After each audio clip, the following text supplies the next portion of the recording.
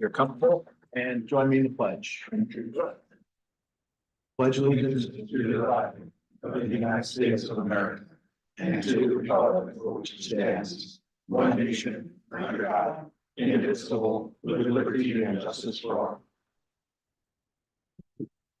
All right, thank you, everybody. Appreciate everybody being here today. We've got a good turnout. We have a quorum. That's good.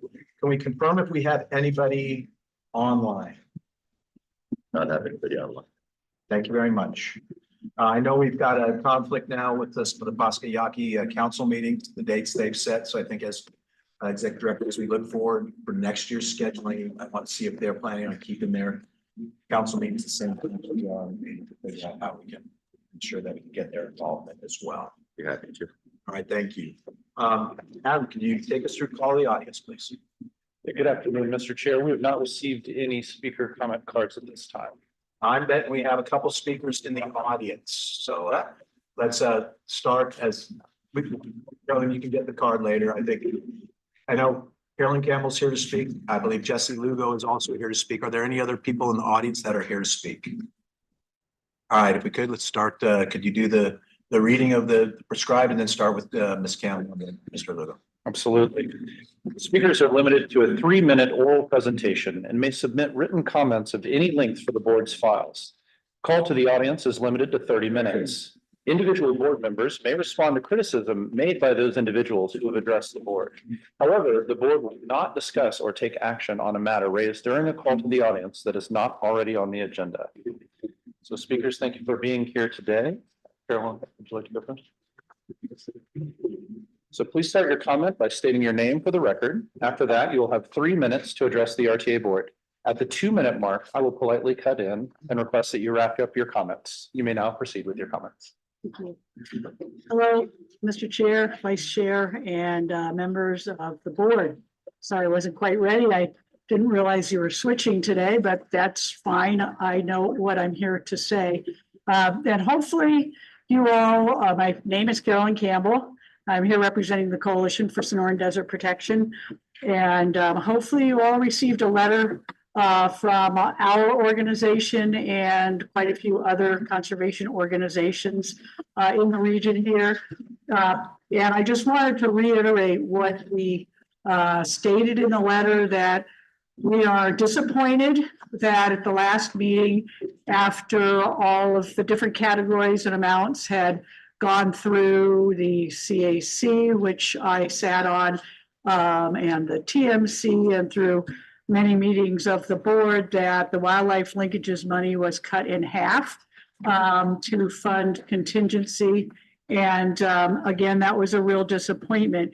We had been kind of schooled throughout the last 5 years as a CAC that what we had as categoricals were meant to be flexible, pots of money, and not listed categories.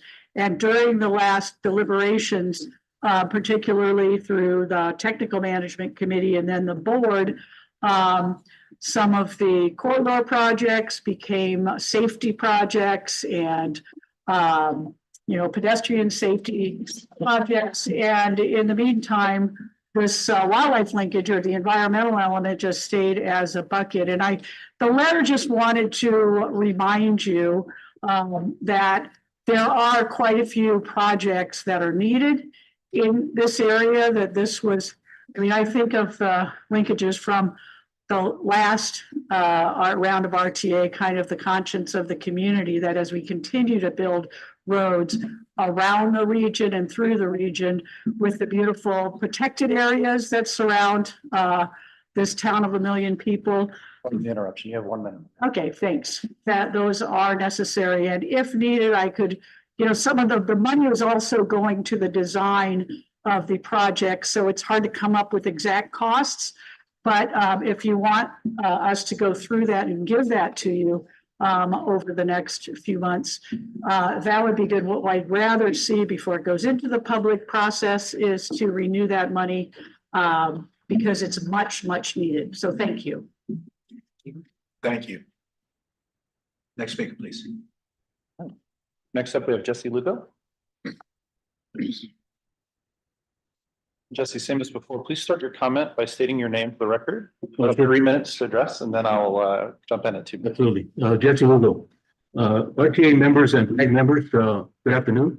Again, my name is Jesse Lugo. I'm here first of all, on behalf of the people of Tucson and the Arroyo Chico, Barrio Centro, Broadmoor, Broadway, and Julie King neighborhoods, we want to thank RTA for signing off on the final 22nd Street Bridge future construction.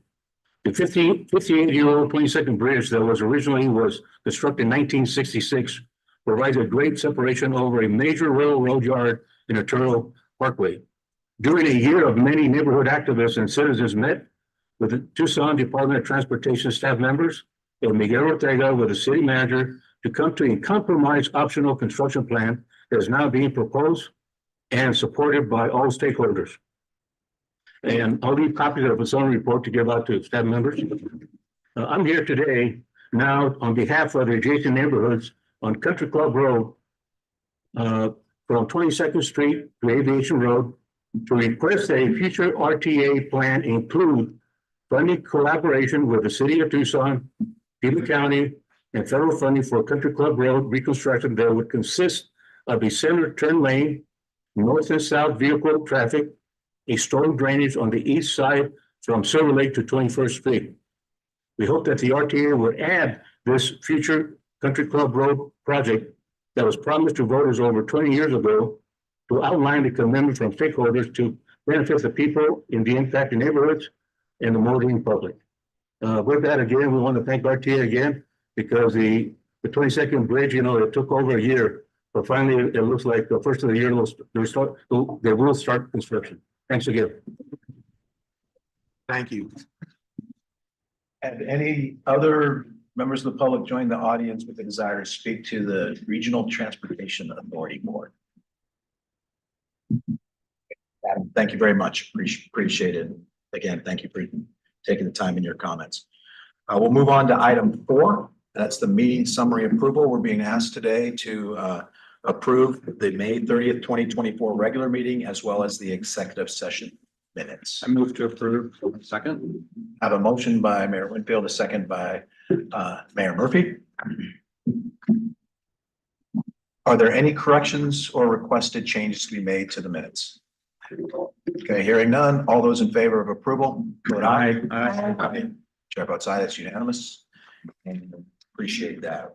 We'll move on to the completed RTA project highlights. Mr. Rick Ellis.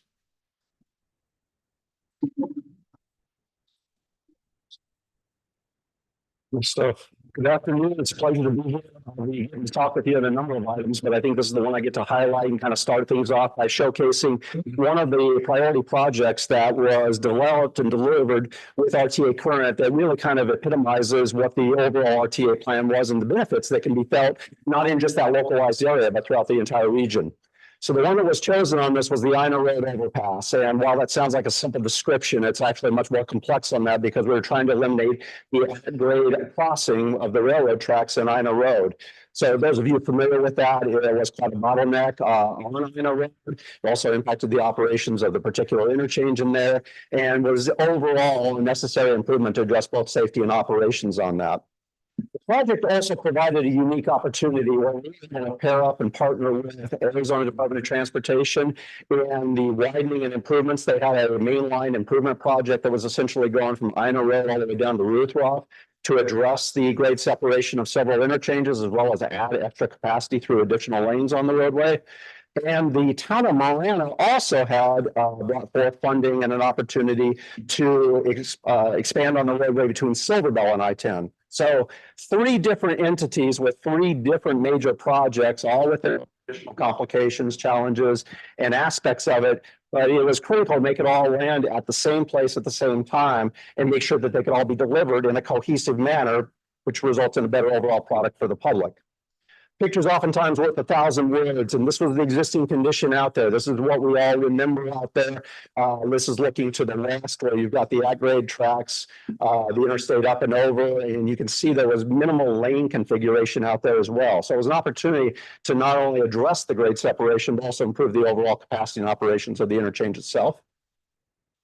During construction, you can see you got mainline, I-10 under construction. You have the new overcrossing going in, the new improvements on there. Unfortunately, outside of this picture, to the left-hand part of your screen, you can't see, but those were the improvements that were being done associated with then the Marana project that was tied in and blended in with this effort. And then afterwards, this is what it's looked like. You've probably seen this because we've used this to showcase the improvements and the benefit of the RTA plan in several different settings with the CAC to show kind of the overall benefit of what can be achieved by simple spot locations, but which may offer opportunities for other partners to come in or other projects to be combined and conjoined with that and essentially get the overall end product that is so desired. Some real key highlights on this that I wanted to leave you with is that, yes, it completed the effort and gave us what we were looking for as the end condition, which is fully functional roadway on Ina Road with a great separation and with the additional project elements added on behalf of ADOT and Town of Marana. But in addition to that, it also enhanced the mobility, safety for the residents, the businesses, and a lot of people that frequent the Ina Road corridor. Our Main Street activity had engaged with over 250 businesses up there. And if you've ever driven in that area, you know how much they were impacted by a project of this size and magnitude. But they were up there from day one through the dedication and closing, the dedication and ribbon cutting event and ceremony up there to help nurse them through and make sure that they had all the information they needed on that. As I mentioned, and as I've iterated on a couple of these slides, it was expedited plus delivered in conjunction with the mainline I-10 improvements, as well as the Town of Marana's INA improvements, bringing together everything in a cohesive manner so that when it opened, essentially they had full access to all the river elements and they didn't have that stagger that oftentimes we can run into when things don't get that coordination opportunity. I know it's short and sweet, and with that, I can answer any questions or clarify anything that I talked about. So that was the showcase we wanted to present and share with all of you. Mr. Ellis, thanks for sharing that with us. Anybody on the board have any questions or want to make a comment about the project itself? I think it was a good example with three different entities playing in the project that was possible under the RTA. So thank you for that. Appreciate that. And we'll talk to you. I'll talk to you in a couple minutes. Yeah. All right. We'll move on to item 6 at this point. It's consent items. Executive Director, do you have anything to say about any? Yeah, Mr. Chair, Mr. Chair, members of the board, that's our standing report. If there are any contracts, it's highlighted in there. At this point, for this packet, there were no new contracts reported. So let me just ask, because it's a standing item, you always have to list it anyway. That's my desire to demonstrate what's expiring, what's new. Again, just for the sake of making sure that there's an opportunity to discuss any new contracts. All right. Thank you. And we look forward to the standing item at our next meeting. We'll move on to item 7, the RTA Title VI implementation plan. And Mr. McLaughlin, you're going to brief us on this one. Right. Thank you, Mr. Chair, members of the board. So I'll be discussing the RTA's Title VI plan for 2024, which is required by the state to receive federal funds that are primarily used for Sun Shuttle's rural transit services. Title VI of the 1964 Civil Rights Act requires that any federally funded planning, programming, and project implementation activities be free of discrimination, specifically based on the basis of race, color, or national origin. The RTA currently receives federal funding from the Federal Transit Administration, or FTA, through Section 5311 and 5307 grant programs for the Sun Shuttle Transit System's capital and operating expenses.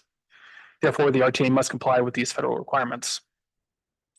ADOT requires that the RTA's Title VI implementation plan be reviewed and approved by the RTA Board every 2 years. As a state subrecipient of the federal funds, staff has used an FTA compliant plan template that was directly provided by ADOT's Civil Rights Office. This Title VI plan outlines the manner in which the RTA's federally funded transit activities comply with the requirements of Title VI, and how the RTA responds to complaints or allegations of discrimination. This plan contains the procedures for filing a Title VI complaint, as well as a copy of the Title VI complaint form, which is available in both English and Spanish. This plan also includes the RTA's Limited English Proficiency, or LEP plan. The 2024 RTA Title 6 plan has already been reviewed and tentatively approved by ADOT Civil Rights Office, which ensures that this plan is compliant with all federal requirements. I'd like to request the approval of this plan from the RTA Board, so the RTA is in complete compliance with both ADOT and the FTA. Thank you. Move to. Yeah, we have a motion to approve Title 6 implementation plan. Got a second from Mayor Honey, so. Get Mayor Diaz the next time through. So Mayor Winfield made the motion, Mayor Honey made the second. Do we have any comments or conversation on this plan? Mayor Romero. I'm just looking at the outreach material and the report. I think it meets Title VI as it usually has had. I think it's a much better improvement as to what we had before. But at the same time, I still think it needs improvement. I am very conscious about the Title VI because of the goals that we have to abide by it in terms of the federal government regarding Title VI, but also Justice 40 initiatives. And, knowing the needs of not just our current community, but our future community, it's important that we do a better job in terms of outreach and engaging the community and doing more than just minimal in terms of Spanish speaking outreach. So I think it's, good to go. I think it meets the federal requirements, but still needs addition. Much better than the last time though. Thank you, Mayor Murphy. I heard a comment about the template. I'm just curious, for our region, do most of all of our cities and towns use the same template? And is there, in your opinion, a variety of efforts from one town to another? Or are we, in your opinion, are we pretty consistent on how we implement? Yeah, it's a good question. Typically, we try to align with all regional jurisdictions and MPOs within the state. We work directly again with ADOT Civil Rights Office. They are the entity that provides us with that template that we just populate ourselves. And that's, I believe that template is used. I don't know if it's used for just other MPOs or COGs or if it's for other jurisdictions. But that is the standard template that ADOT Civil Rights Office provides us, which I assume would also be the template that they provide other agencies and jurisdictions. Thank you. When I attended the last ADOT board meeting, it was on the agenda on there. So I'm glad that we're mirroring what we get from ADOT, because obviously from the feds down to the state, down to us. I was just curious on how the various jurisdictions reflect that as well. Thanks. Any further comments? All right, so we've been asked, we have a motion and a second. Further discussion, all those in favor say aye. Aye. All those opposed? The chair votes aye as well, it passes unanimously. Thank you. All right, we will move on, and Mr. Ellis, looks like you're back up for the approval of intergovernmental agreements. Crystal, is it okay if I just leave it down here? Okay. Okay, our next item, our packet of materials that we sent you included 3 IGAs for this month's approval. The first one is associated with the amendment number 11 for transit services with Pima County, provided by the RTA. This is an annual thing that we bring forward to you, renew it, we adjust the numbers, make sure it reflects the latest and greatest, and then plug it in. So this is a cyclical thing that we've come back to you each year for. The other 2 are the association with 2 new projects with the city of Tucson. One for Valencia from I-19 to Alvernon, what you affectionately hear me call as Valencia Central. The other is for the Harrison Road Bridge project, which is going to be a new bridge over the Pantano. These are both new start projects, IGA initiation efforts. As always, we worked very closely with the department staff on this to make sure we've got all the provisions, necessary elements, and that everything is included in there that's necessary for moving forward delivery. And I'm pleased to bring this forward to you for your approval. Subsequent actions by the elected entities for the respective jurisdictions are anticipated in the month of October. So we're going to be seeing this get turned around awfully quickly. quickly. So with that, I can answer any questions or clarify any of the information I presented. I'll second. Okay, we're gonna get you, Mayor. Guarantee we're gonna get you on one of those seconds eventually. Got to get I'll be silent Mayor next Murphy to time. slow down. Mayor Winfield, made the motion. Mayor Murphy seconded it. Are there any comments, before we vote for approval on the IGA 2024-005 through 2024-007? Okay, hearing none. All those in favor? Any opposed? Chair votes aye. We have unanimous approval of that.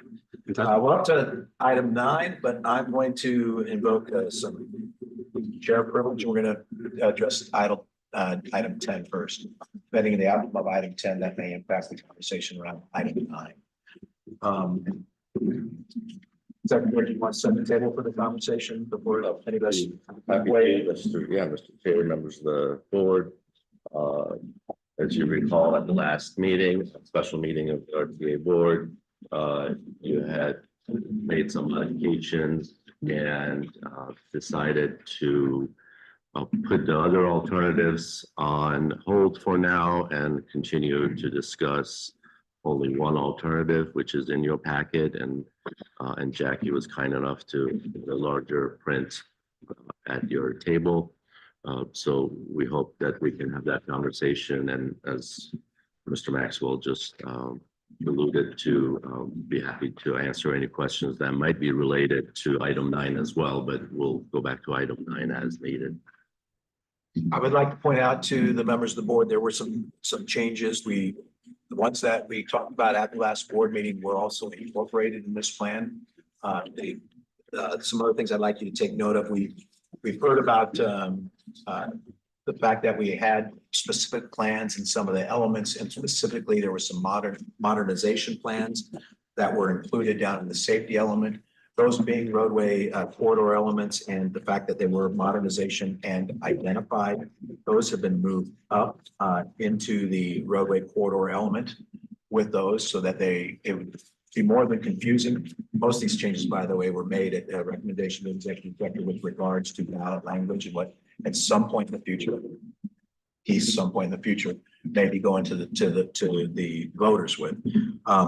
But when you had modernization projects listed in 2 different elements, it would beg to question why. So they've all been moved up. So moved about 58 million into that front element. The safety projects are all listed. There may be some clarification as we get closer to talking about, if we vote to put something to the ballot, to get clarification on something that's listed as a specific project.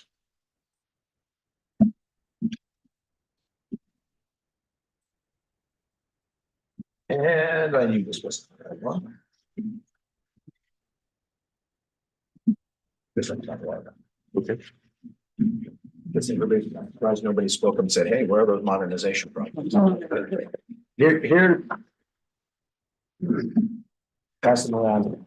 This is the one that's got those changes for the purpose, and on it, when you see it, you'll have the Choya 29th Mission Road and Queen of Circle all in the upper area. When you go to the safety projects, those obviously have been removed. But what I was going to say is there's initiatives and upgrade listed. There's only one straight project listed, and that's the one Pima County Green Valley project. So probably before we go to the ballot, we're going to need to identify exactly what that project is in the safety element. So that's going to be one of the changes. Another change on the plan is that instead of arterial rehabilitation, which was really not with a specific definition, the executive director suggested arterial reconstruction element, because we actually have both a legal document that talks about what the reconstruction is. It's more in line with what we're going to do. And as we get to the point of taking a consideration for the final ballot language, we will have to have a further definition of exactly what that is. We do have a legal ruling on already the fact that it can exist in an RTA initiative. Transit, as you take a look at, has also changed the language. For a while we were listing it as being City of Tucson operated and non-City of Tucson operated. As the executive director reminded me, on the transit, like the IGA we just approved, that's not a transfer of funds. It's a transfer of authorization to spend, and then the actual costs are what RTA actually pays. So we've changed that language back to, obviously the rapid transit line hasn't changed, but current weekday, evening, weekend transit service, that's all managed by the city of Tucson, thus it's in their category on the breakdown. And then the additional expansion, which listed inside city of Tucson expansion, is now listed as bus frequency, route, and area expansion. And then for the outside, the city of Tucson's management is the current express shuttle, fixed, dial-a-ride, and paratransit. So we basically put the language of what the funding actually does, not focused on who's doing it. And so that's really what we would, when it comes time for the ballot language, that's what we would want to put forward. Other than that, the other changes that were made were the ones we've discussed at the board meeting. So the wildlife linkages has actually been added back in under the environmental element, but at the $25 million category. And we've increased the contingency funding by 25 million. Both the other additional 25 million still exists in the plan as it's presented, but it's in the baseline surplus definition of funding. And it would become available as revenues came in, should they come in above the pessimistic view, which again, pessimistic view, 80% of the time, the economists expected to come in above that view. So that's the changes that were made to it. What I'd like everybody to remember as we open up the discussion is what we're talking about today is this plan. Are we comfortable enough with it to put it forward to start collecting community feedback and input? You've seen we've started to get more community feedback and input and follow the audience. There are issues in this plan that some may like. There's issues in this plan some may not like. But what really we need to hear from is from the community, the users. We need to get their input so we can make the final plan that one, we believe has a high probability of success and get their feedback. And then we will come back at a later date to actually have the discussion on what the plan is that we're going to move forward. So enough of me talking. I'd like to open up to the floor if there's any conversation. Supervisor Scott. Thank you, Mr. Chair. Just with regard to one of your comments right near the end, with the 25 million for environmental, would that require action from the board for it to go back into that element if we get to baseline, or is that something that was assumed? And I'm asking that because we didn't take any formal vote on moving the 25 million from environmental into contingency. We all agreed to the move that you made, but in terms of it going back to go with the comments that you just made, would that require action by the board, or is that something that would automatically happen if we met those baseline revenues? That's a good question. And that is part of what, after we get feedback on what's in the plan, there's a lot of language that's going to be built into the administrative code that will to identify how we do that. What we've talked about to this point is that the contingency funding would go first, and then it would, or the 50 million of the contingency funding would go first. And at that point, it would start being split between the artillery reconstruction and the contingency funding. Obviously, with the environmental one, it's there as you on the list of kind of priorities as we go down. You'll see it's listed second in that category, but that is all still to be determined is how we make that move. Do we review it every 2 years? Do we review the revenues every 4 years? I've heard people say we should go as late as 5. That is what I'd call the figuring out how we're going to make the sausage. Right now, what we're trying to do is have a plan that's got all the needs and desires in it, and then we put the specifics to that on paper.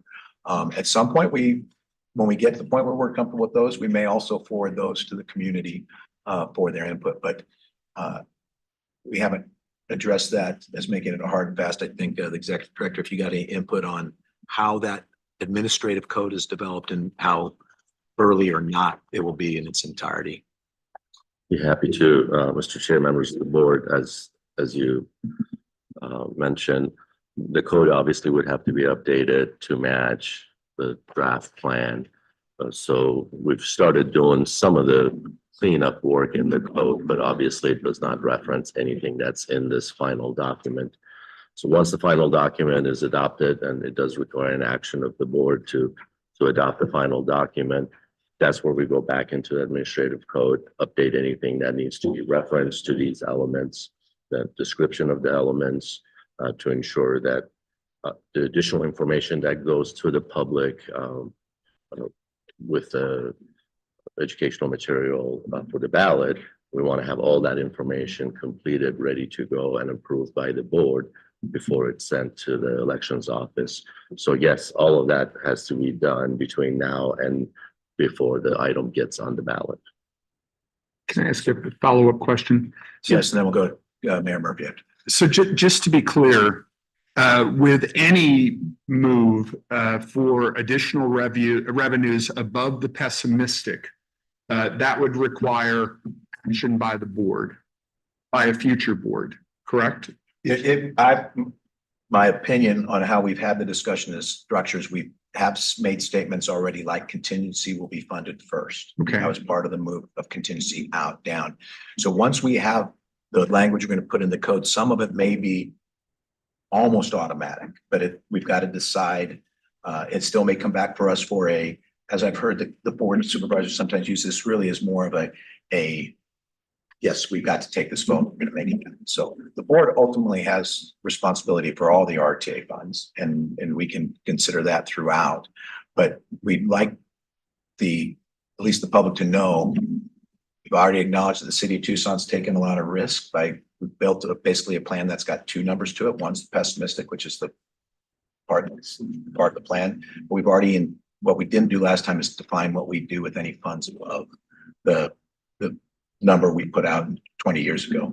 That's what we're trying to do here as a way of getting people to see a plan that everybody feels comfortable enough with being beneficial for their communities. So in terms of responsiveness to what we heard from all of the organizations that are part of the Coalition for Sonoran Desert Protection, we would say, A, we want to hear comments during the public review and input.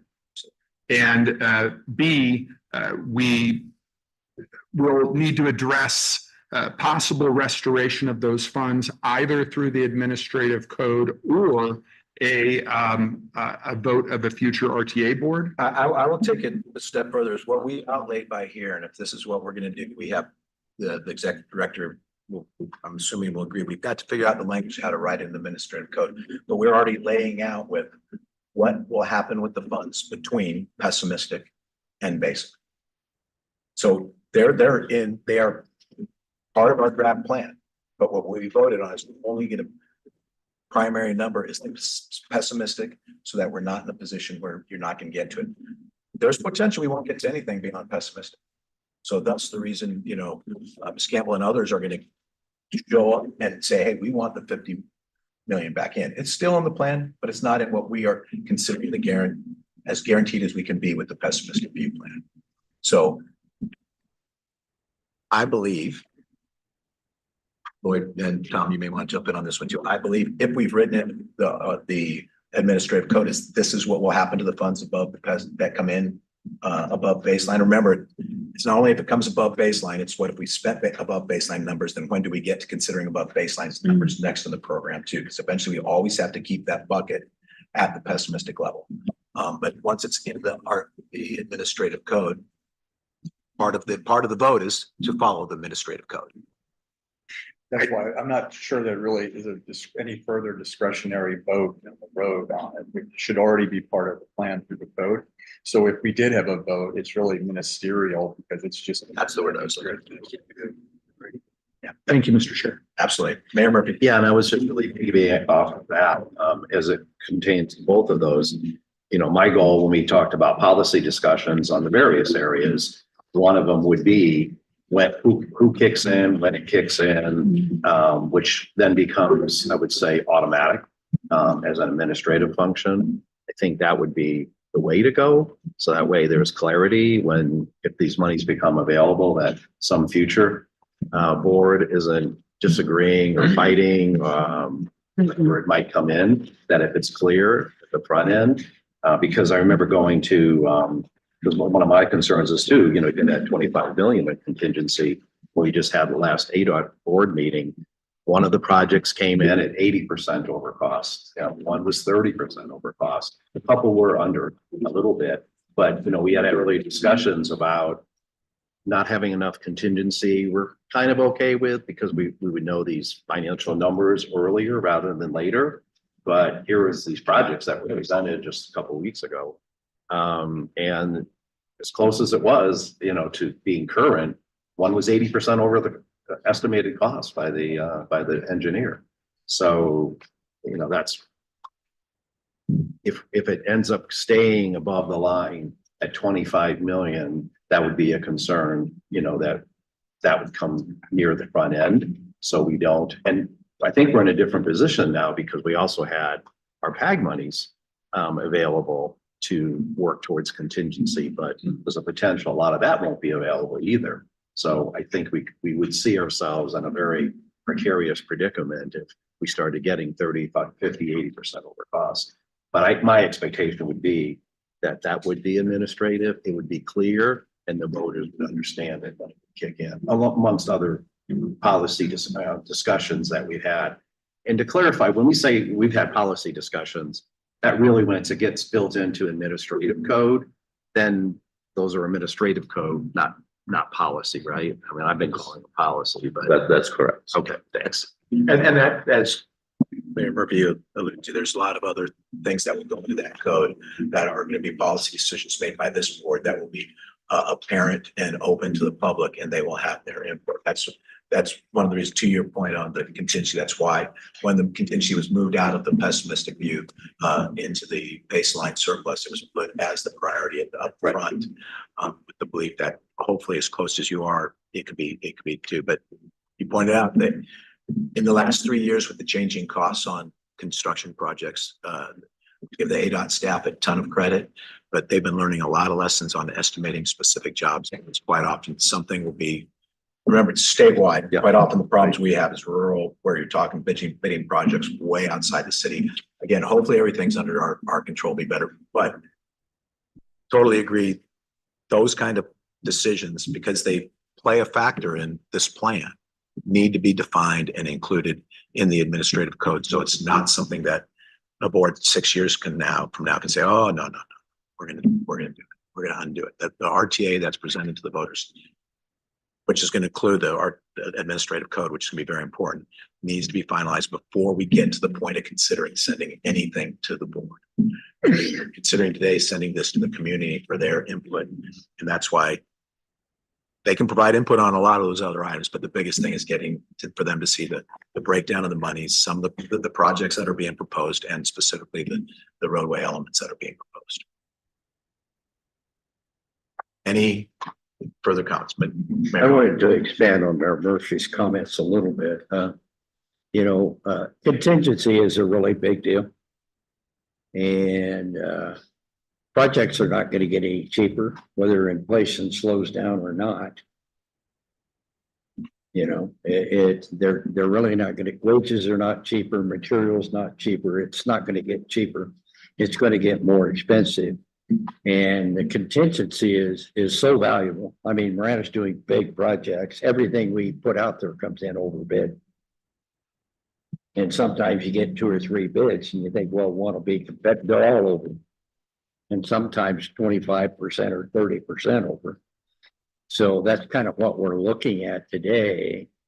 But Mayor Murphy mentioned PAG as like part of I do not want the PAG funds, which is a different entity than RTA, even though we're the same people. I don't want PAG to become the contingency fund. Because if it does, then we're in a whole different world here. All of a sudden, we're eating up PAG funding. It's 40 million roughly a year, 40, 45, depending on the year, I guess. But I don't think we can depend on PAG to be the contingency fund, ethically or legally, to be honest with you. And so the contingency has to be there. The wildlife linkages and a lot of that stuff, not our last general plan, but the one before that, Carolyn was on our general plan committee. You know, we had her right there and we kind of looked at it and debated some of this stuff. A lot of the wildlife stuff is built into the plans for new roadways and different things like that, whether the fencing on the roadways or culverts underneath for a lot of the smaller animals to get through and stuff is, I don't think anybody's trying to do away with wildlife linkages, but if we don't have enough money in contingency to build the project to begin with, they're not going to get cheaper. You've got two ways to finish that project. Either the entity building the project is going to pony up more money, or you're going to have to get it somewhere else. And I just think we have to have that there as a safety factor to get the big projects done. No, absolutely, and both very good points, and I think that's why the decision was made to front load the contingency funding in that area as well. But Mayor Romero. Thank you, Chair Maxwell. How much did the first RTA include in the environmental element? I believe it was $100 million. I believe it was. Let me double check. I have the ballot in front of me.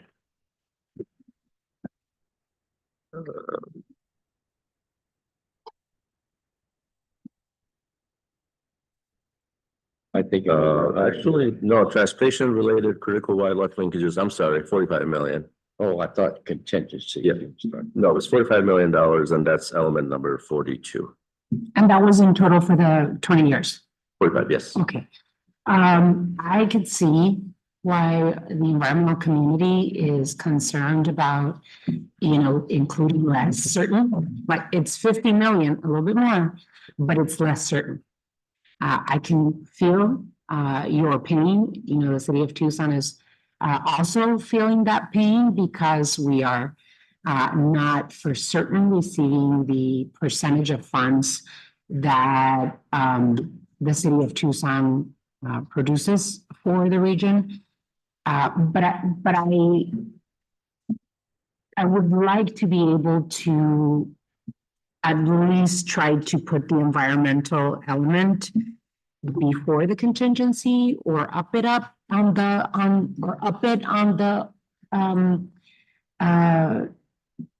the pessimistic side, to do something to at least give some more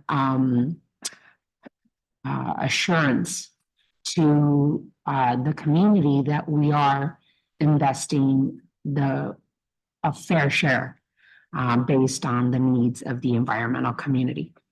And my interest is that we move forward with our RTA next plan, knowing that there's a lot of question marks, right? But we want to make sure that the community gives us input on what we have in front of us. I feel even though there is a lot of question marks, and even though the city of Tucson is risking a whole lot in this particular plan, I think that it is fair to put it out into the community and get the input we need, because if we don't move the ball forward, we're always going to be stuck in the same conversation.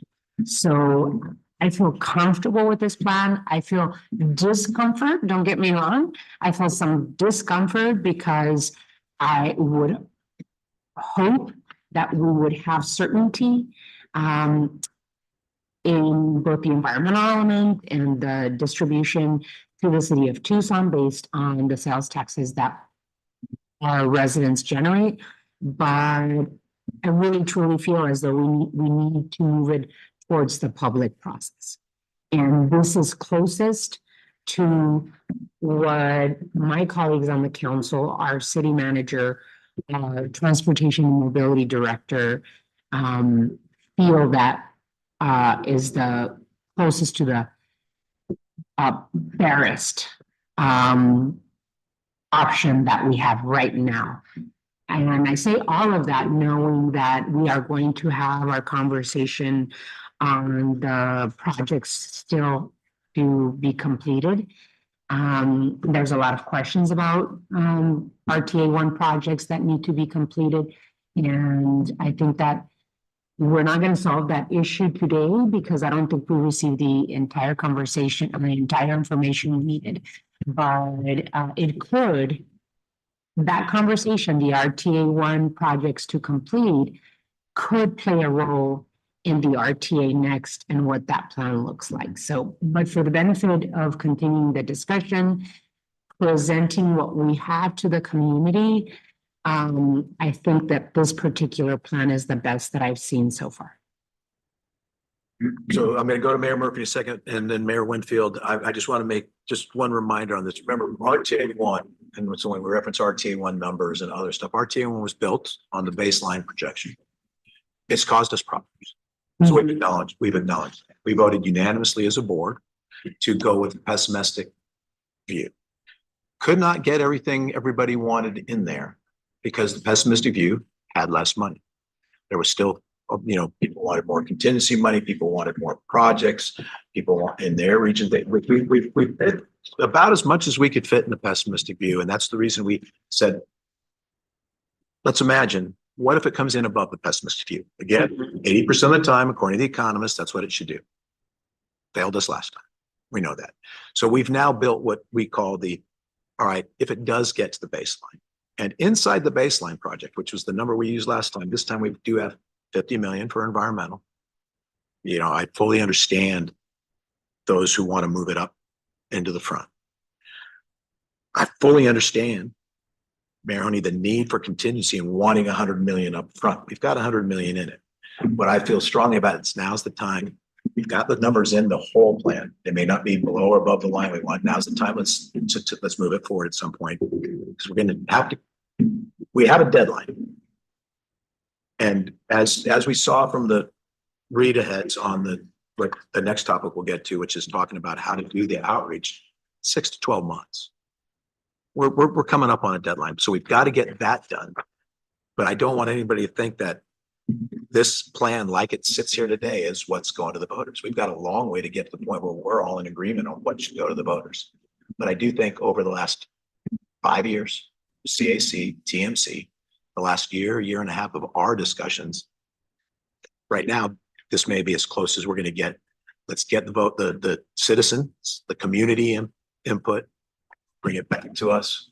And at some point, we're going to have to take a stand one way or the other. If people feel strongly that this isn't even close enough, they don't want to move forward, I can respect that and understand that. But at some point, we have to open it up to the citizens at large, and we have to make sure we've got a good system to collect that data. So, Mayor Murphy, so I went on a little ramp there. Mayor Murphy and Mayor Winfield. Because I wasn't here in 06, only our fine mayor to my left was.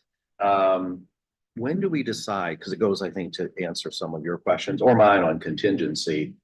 So you have a plan, and then you have to phase it, right, over multiple 20 years. So I think some of that would be answered because I'm just making this up. What if in the first 5 years, all of the projects have no environmental linkage connected to it? It just isn't part of the design. Then there's probably a little bit more comfort level that, we can wait. And if they're very expensive projects, but no linkages, then it means probably we need to go with contingency first. So I was just trying to get clarity. If this all gets approved, do we know when does the phasing become clear? Be happy to. Again, as you recall, we had that conversation with the TMC, so we have a preliminary idea of timing, and the ballot requires to identify 4 5-year periods. Okay. And so we have to identify that on this draft document sooner than later. But we do have a preliminary idea from the TMC discussion, and we use that information to find out how much debt service we need to identify. So that's important to keep in mind, that the lower the debt service amount is, the later projects would have to keep pushing further out.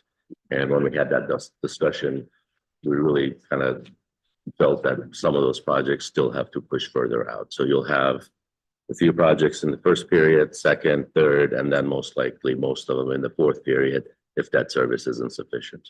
And would that be also, because you were talking about debt service, we'd have an idea once those are tear it out over the 5-year increments where maybe contingency is more important or less, or based on the project, the linkages may be more important or maybe less. So when we go, so you're talking about sending this out to, the public. When does that do we go based on the TMC kind of feedback, or do we still have to do work on what we send to the voters as a draft on when these things actually Yeah, happen? so it depends on what you wish to do, but at this point, like I said, it's preliminary. We can circle back with everyone, make sure that everybody's comfortable with what they had already previously told us. But my main concern again is with the debt service. If the debt service is reduced, we know we have to push a few things out. Right.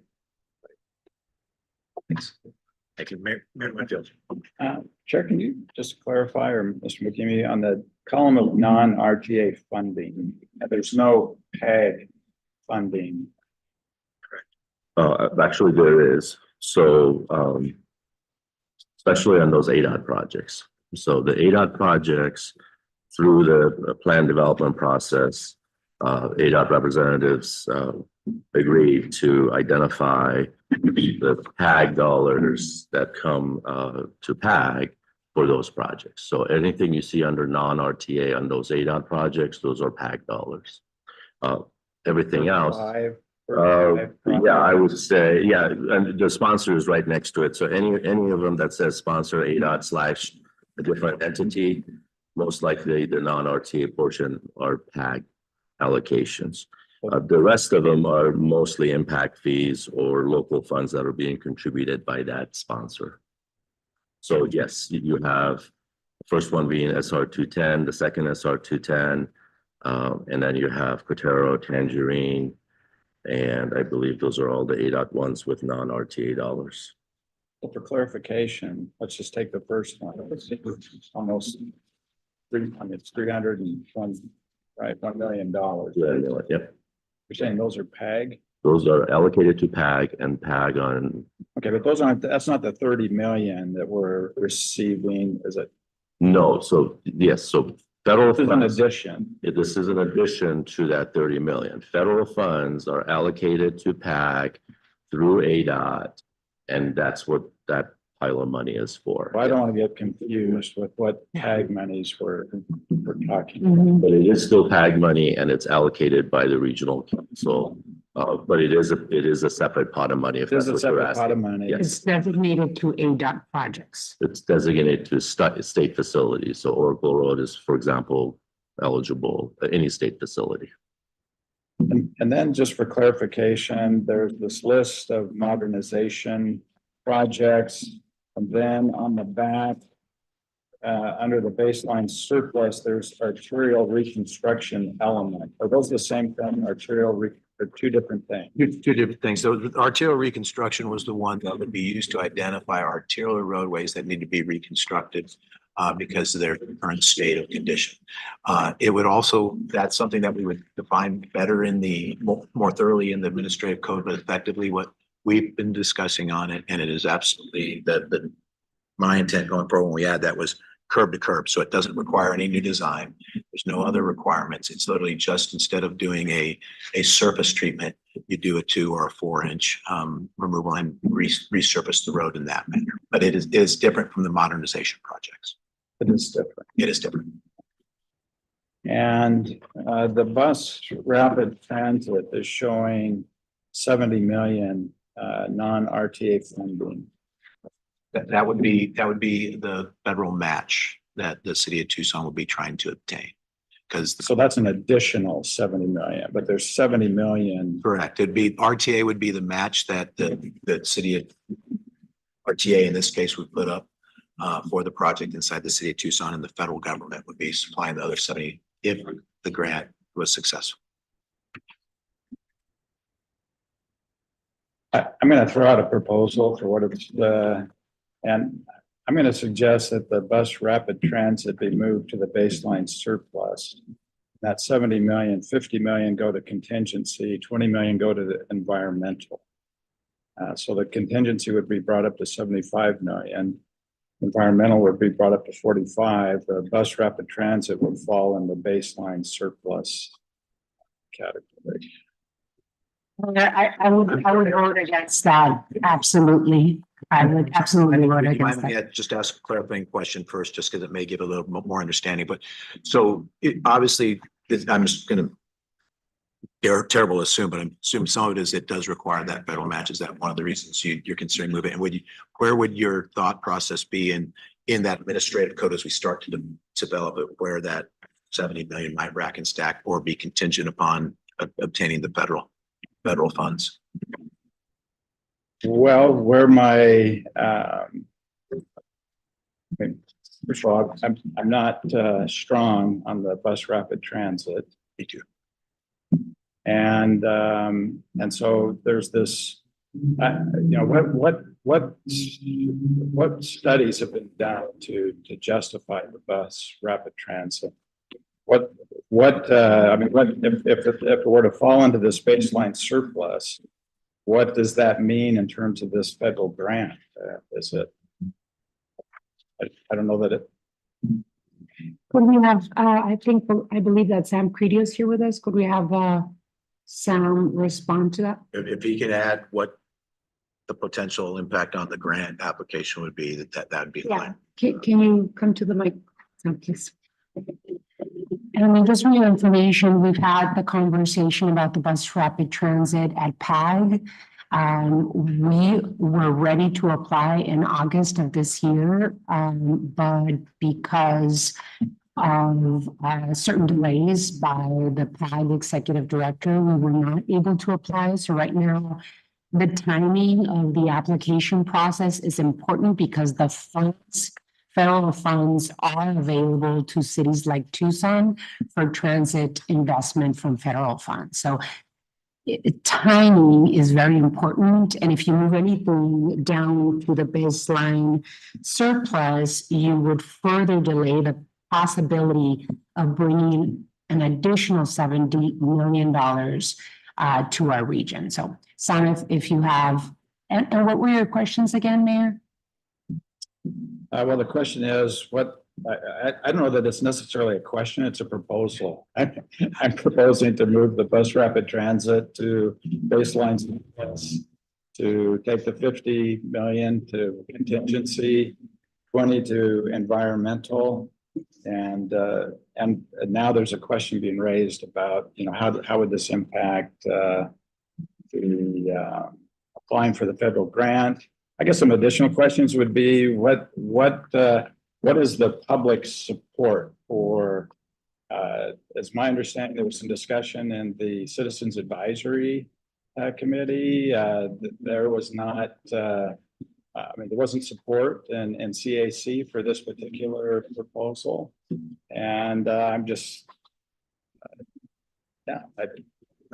Mayor Whitfield, I actually think it's a great conversation piece, and I think it kind of highlights, and I know there's concerns about that issue being in this, and that's why I think it's real important, one, that we go out to the community and try to get some answers. But to answer your questions, first off, sorry, Sam, we may have walked you up there and not let you speak, so I want to give you, is there anything you feel that you just want to add as far as the need to go get the grant? What side of the line, pessimistic line, that hurts or hinders your ability to apply? Thank you, Mr. Chair, members of the board. The important thing to note with the local match is that when you are applying for a federal grant, the Federal Transit Administration does want a certain level of confidence from the lead agency that the local match is something that's available if awarded the grant.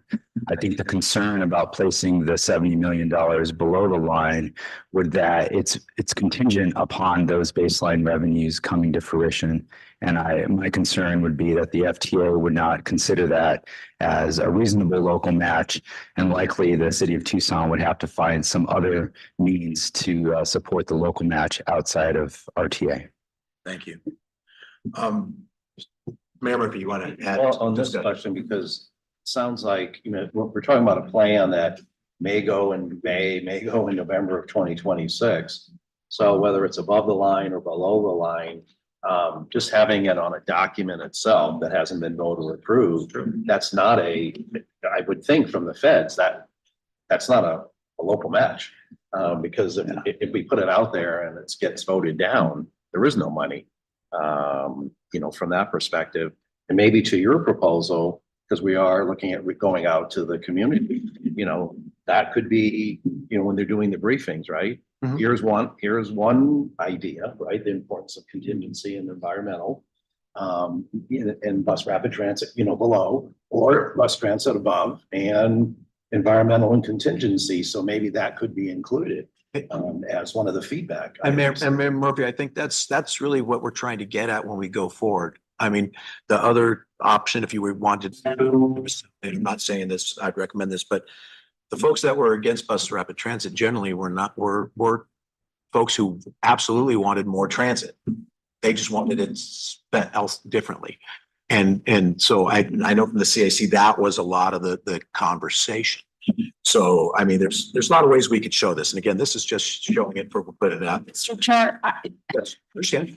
I have to cut this conversation completely from the bud, because when it was a $70 million certainty above the line, and the pessimistic would bring down the certainty percentage in terms of what the city of Tucson receives. I would absolutely advocate against this, and I would absolutely vote against it. And Mayor, so you. And I believe that my council colleagues would not support it. So you can count me as an absolute no if you move with that. So you understand that's where I was going.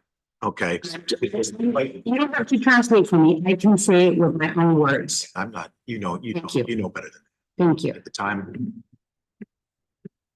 I had the floor. That's all I was commenting on. This is a ridiculous conversation. I understand there's concerns, but there's no jurisdiction that sits around this table that loses more by jumping into the RTA with you. There is no jurisdiction like the city of Tucson, and for another jurisdiction to say you don't know what you want, Tucson, is insulting. Anyway.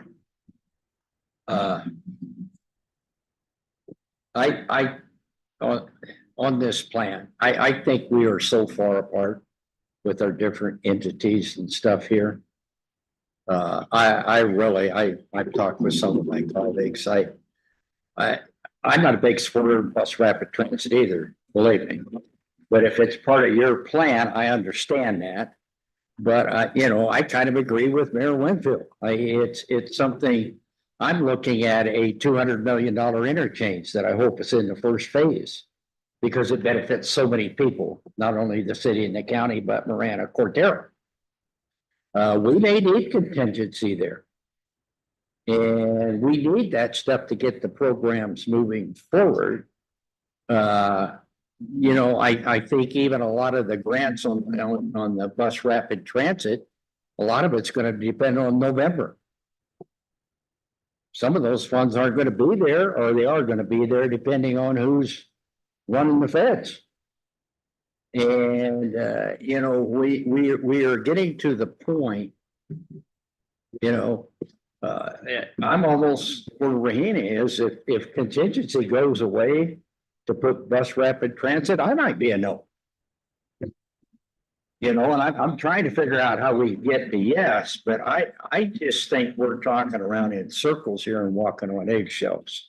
You're right. So Mayor, I'm going to take the floor real quick because it's time to have the conversation. What I'm hearing right now is I've got no's if bus rapid transit's in, I've got no's if bus rapid transit's out. We haven't gone to the community yet and asked. It's $70 million out of a $2.45 billion program. And I agree, Mayor Tony, you got a huge project out there. You know how both Cordero TI, Tangerine TI, those are huge projects that will impact the entire region, and Missouri Valley on a daily residence, especially if I'm heading north. Those are huge projects. I truly believe this is as close as we're going to get, or we're going to argue about this for the next 2 years, and we won't get there.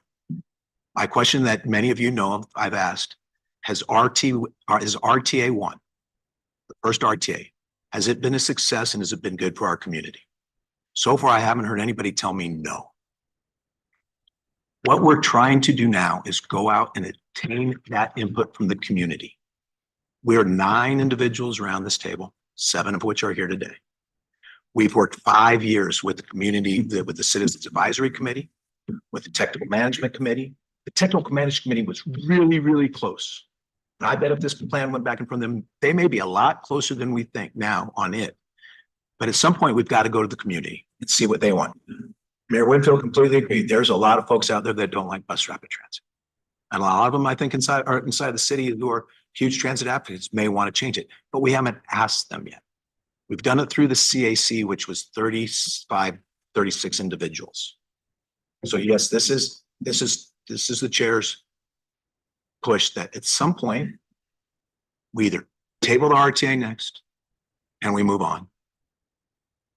But there's no golden BB coming and saving us. This community's regional transportation system will not continue to move forward without an RTA next regional funding. You look at Maricopa, you look at the last 20 years, 40 years, you just watch the growth. Not that we want to be Maricopa, because I don't. That's why I live down here. But the ability to support regional transportation is significant. And there's regions inside of our community that can't or will probably be unable to do anything on their own. So probably the last comment I'm going to make on this topic, if we get to a vote or not, I've got Mayor Winfield in line. I've seen Mayor Romero. Mayor Murphy wants to get in line. Anybody want to? I just want to stay in line. Thank you, Mayor. All right, Mayor Winfield. But I'm not saying remove it. I'm not saying let's not have a discussion about it. I do think it's important in terms of when we go out to the community, at least for me, to represent, at least for, again, speaking for the town of Oro Valley, what the priority is. And I think we've learned lessons from RTA, which certainly has benefited the town of Oro Valley. We've learned lessons that I don't think is reflected in what we're taking out to the community in terms of contingency. So again, I'm not saying remove it. I'm not saying don't have the discussion. If that's what the community, if they come in with a hard yes, well then, we make adjustments. Great, thank you. I don't think we're going to hear that. Okay. Mayor Romero, then Mayor Murphy. Mayor Winfield, with all due respect, the city of Tucson or I cannot tell you not to invest in Lambert Drive, Thornydale to Rancho, Sonora. I cannot tell you that because you go to your community, you know what they want, you know what you and your council need.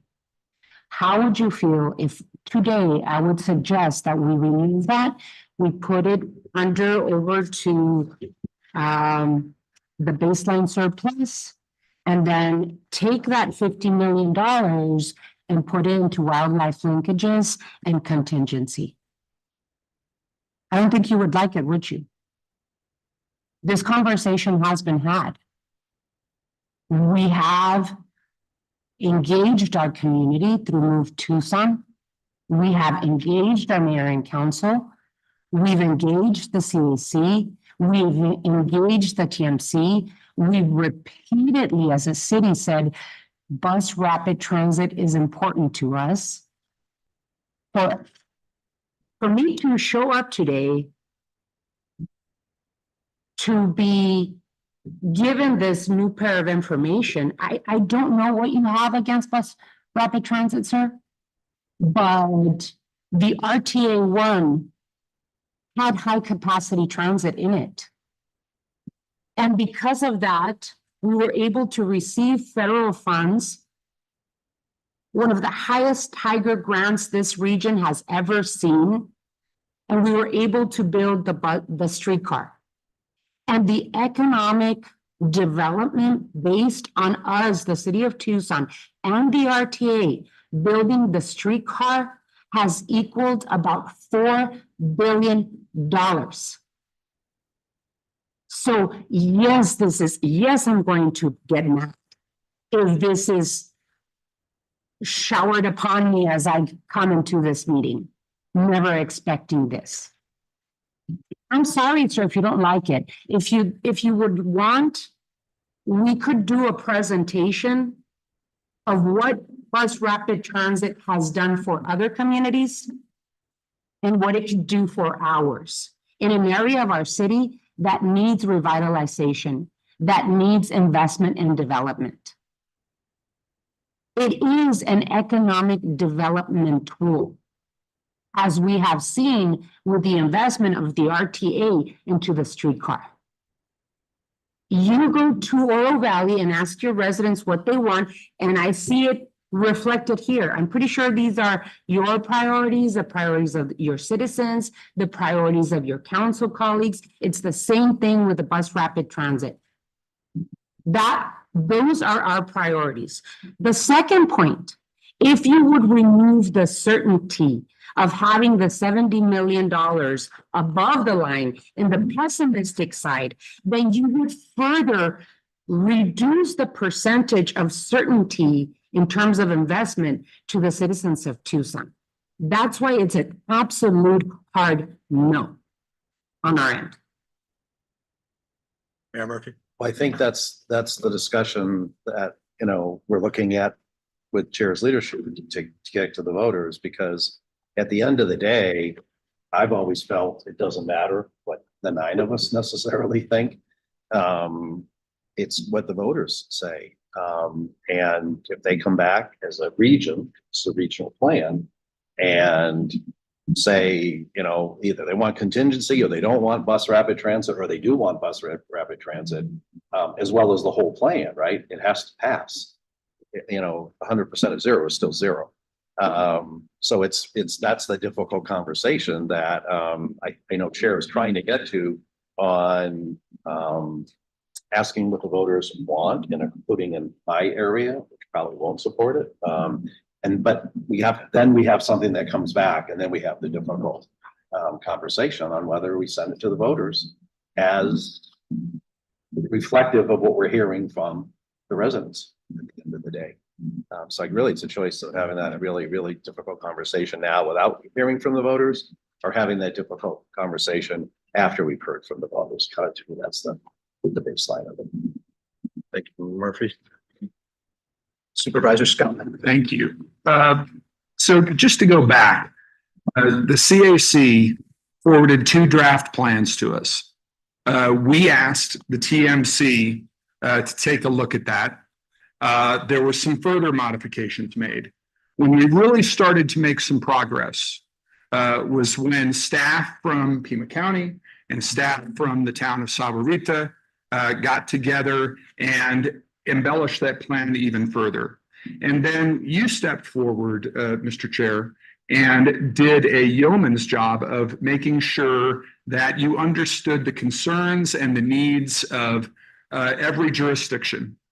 And I think what we heard on September 5th, the last time we were here, was that all of us were feeling pretty good about that plan. We were feeling so good about it that we tabled everything else and agreed to just talk about this.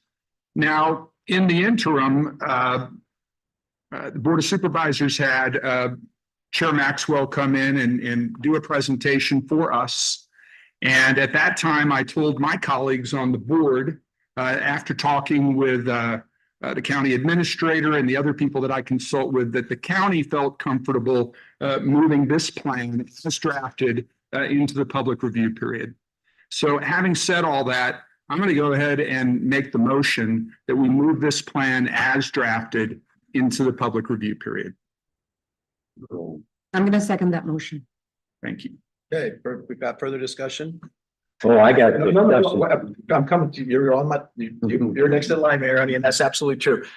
So we have just so we're the record, we have a motion and a second that the plan as it currently resides gets moved forward for community input. We go to the community input phase.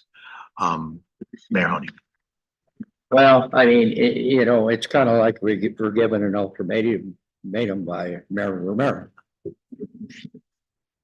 I can give you one too. If anybody on this board walks this plan, we're done.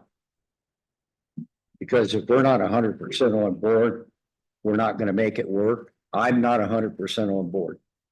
And I talk to my council at least once a week, every member. And I just think that, we start wasting our time. If we put a plan out there, I'll tell you right now, if this plan was approved to go to the ballot, I'm telling my people to vote no. Right up front. And I think there are other mayors here that will do the same thing. So I think we're starting with a plan that's not close enough to where we want to get to pass the ballot. And it's kind of like, I don't want to be a jerk, but I could do Portillo on my own. But I want to be part of this group. But Marana has enough retail and enough pool, I think we could do the program on our own. And we want to work together. And I just think we are not even close. And getting out and talking to people, and I'll tell you, I was involved with the early plan. And if we hadn't had the contingency in the early plan, we'd have really been in trouble. Because we had the big depression and we had to put money in, and then we had to give all the PAG money and everything else to even make the plan work. I've been involved in that stuff and I've seen it work. And I think there's things here we can have community discussion. There'll be 2 meetings in Marana, 2 in Oil Valley, 2 in Sarita, maybe 1 in South Tucson, 2 or 3 in the county, but 90% of them are going to be in the city. I mean, that's where the places are that you can get groups together. And I just think it's not a good thing to move something forward if some of us are uncomfortable with what we're moving. And that's the end of my conversation. Good point. And I understand that. First off, the executive director, can you tell how much contingency money was in RTA one? RTA one, within the projects initially. Not within the project, sir. I'm asking how much contingency money, separate line contingency money was in RTA There one. was not a separate line. Understand. Here's my point. We are incorporating things we learned from RTA, and contingency money, Mayor, is absolutely a huge thing. It's one of the reasons it's in the baseline. We've got 100. There's been a lot of groups that have come to us and tried to get us off our pessimistic view and said, hey, you need to go baseline. And you need to go baseline because there's just not enough money to make it. That's what we did in RTA one. And we had 0 money in the contingency line. Baseline on this plan has $100 million in contingency. It's not upfront. It's not guaranteed. Nothing's RTA one was built into all the projects. They're built into all these projects. All these projects have contingency built in as well. So it's all built in. Okay, so I'm not disagreeing with you. I'm just trying to point out that it's here because you are right. We are at a point. You're feeling that you're being held hostage, and I guarantee everybody else is feeling they're being held hostage by the contingency right now. And if we aren't the point that we're going to, and we haven't called the vote, and I'm not close to calling the vote yet in this discussion. If we're out there, we can't get there, so be it. I'm just telling you my fear for the community is that we're going to go down a path that we're not going to ever get there and get either sufficient input from the community and find out what the community really wants, or B, we're going to run out of time. I think we've worked incredibly hard at this. One municipality set some pipelines of what their minimums were based on, remember at one point they were talking only about how much money's coming in from the different communities when we collect RTA funds. We've got there, and that's the problem. I can see moving bus rapid transit is going to be a big issue. It's going to continue to be a discussion. Mayor Romero's right. The city of Tucson wants it. Now we've got to go out and see if the community as a whole at large we'll ask those questions. To your point, having the alternatives is something that I think we can all frame as we go through when we talk about with the community and see what they like. But if we don't go talk to them, we'll never find out. 70 million, if we were to move it as proposed, as you mentioned for discussion, Mayor Winfield, if we move that below the line, we go way back to about a number that never even met that minimum baseline of what the city was even willing to consider. And what it's important, and I'm probably going to give the city more reason to say, go, they do collect a lot of the sales tax in this region.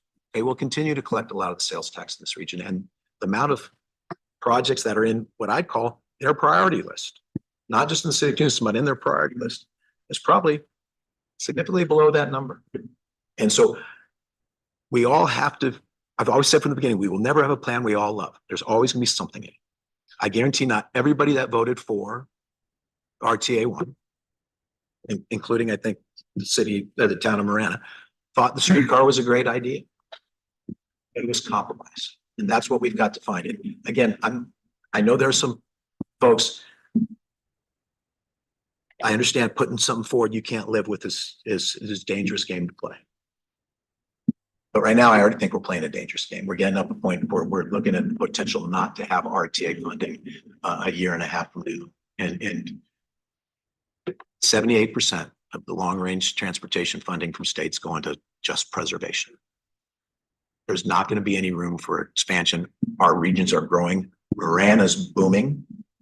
Vale, unincorporated Pima County, the east side is booming. People are going to come to our community. We're going to have need for expansion. We're going to have need for road improvements. And it's just not going to be that easy. So that's my only thought for consideration as we go forward. Mayor Murphy. And I think what the reason for some, the contingency was so important is because I think it's left out. Yes, it was built into the projects. It wasn't a line item, but I think it was very, how much of the 40 million PAG money, you know, there's the separation between the match, but of the 40 million that we usually get, right, amongst all of us to complete RTA 1, how much money has been swept? I call that contingency basically, but how much has been swept or would be swept? Sure. So we have that information under the next item. It's in your packet as well. So I believe to date, it's $280 million of supplemental funds have been provided to complete RTA projects. Out of that, I believe 230 million was PAG funds. How much was spent? 230 million PAG, and then the balance. Yes, that big a contingency? No, not contingency. How much PAG funds have been used? How much PAG funds have been That's what I used? said. We're using PAG as the contingency. Right. And that's I have, I thought, where some of the sensitivity is that to try to learn from lessons, you know, from before that, I don't think it's going to get cheaper or easier or better, but I think that's why there's such a sensitivity among some on having that, because basically the PAG sweeps was the unintended contingency that we didn't have as a. So let me reframe the question to the board. So we don't move this forward now. What's the recommended next steps? How are we going to get to a point where we can't? I mean, there's been a long time put in to get into where we are now. And again, is it perfect? No. I've said from the beginning, it will never be perfect. But if we don't keep the process moving, we're eventually going to run out of time. And what I have not heard is what are the next steps to get to a solution to keep RTA funding alive? Now, if you truly believe we don't need regional funding, that's a different story.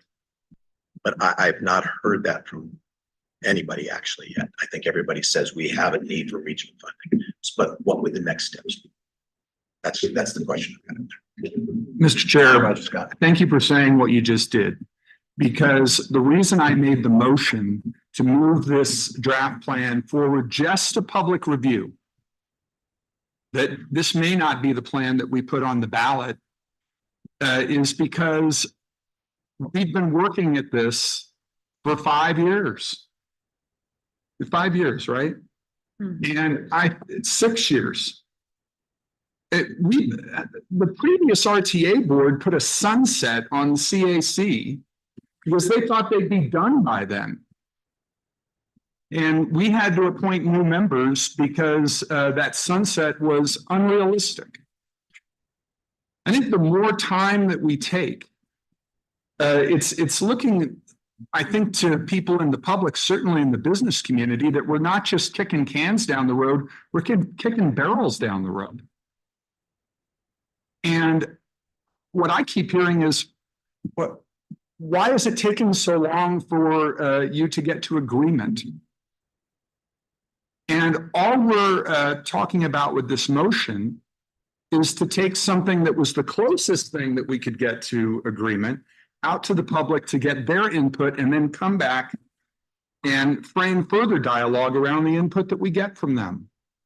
But if after today, we can't even do that, then I think we're sending a message to the community at large that that it isn't that important.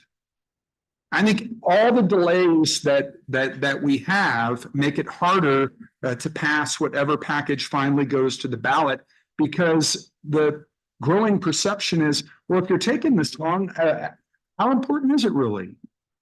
And it is extraordinarily important to all of us. And I will say again, it's especially important to the 34% of our population that lives in unincorporated Pima County, because they don't have the same capacity to move forward that all the rest of you do. So let's just take this out to the public, see what they say, come back after we get their input and move forward. But we can't just continue to keep pushing things forward. It's unrealistic, and I think it's unfair to the community that is expecting us to make some decisions. And I truly believe, I want to just add that, I truly believe the discussions we have around this table are the issues that are going to be talked about a lot at the community outreach. That's what we're going to find out. The contingency is absolutely a huge thing. I don't hope nobody thinks I'm downplaying that at all. But here's where the challenge is. No matter how much money we put in contingency, if we're running into problems, it's going to be gone, and then it's gone. So we tried to get stuff in a pessimistic view. That's what we want, and that's what we've done in the contingency, or in the baseline, is put the things we need. And one of the things we needed was to ensure we had contingency, and then also to ensure that the city of Tucson felt comfortable with the plan going forward. So those are the facts. So Mayor Honey, one comment on contingency. PAG was the contingency in RTA 1. Nobody here is going to argue with that. $218 million. I don't want PAG to be the contingency in RTA next. And with what we're talking about, it will be. And so, I mean, we can, what's the connotations of verbiage? We didn't technically have a contingency. Yes, we used PAG as a contingency. And we used a huge portion of PAG over those years to facilitate what we needed to do as a contingency for the city, for Marana, for a lot of us. I mean, we all used it. And, if we set up the plan to where it's going to end up having to be the contingency, and we're going to be talking later about PAG for some funding for some other projects, there's only so much money there. So Mr. Chairman, I would ask for a roll call vote. I just want to be. I want to make sure everybody else, if anybody else has anything to say, gets that opportunity, then I will call the vote. And there's even more in the administrative code that we've never even addressed. We've talked about a lot of how do we put flexibility into this plan?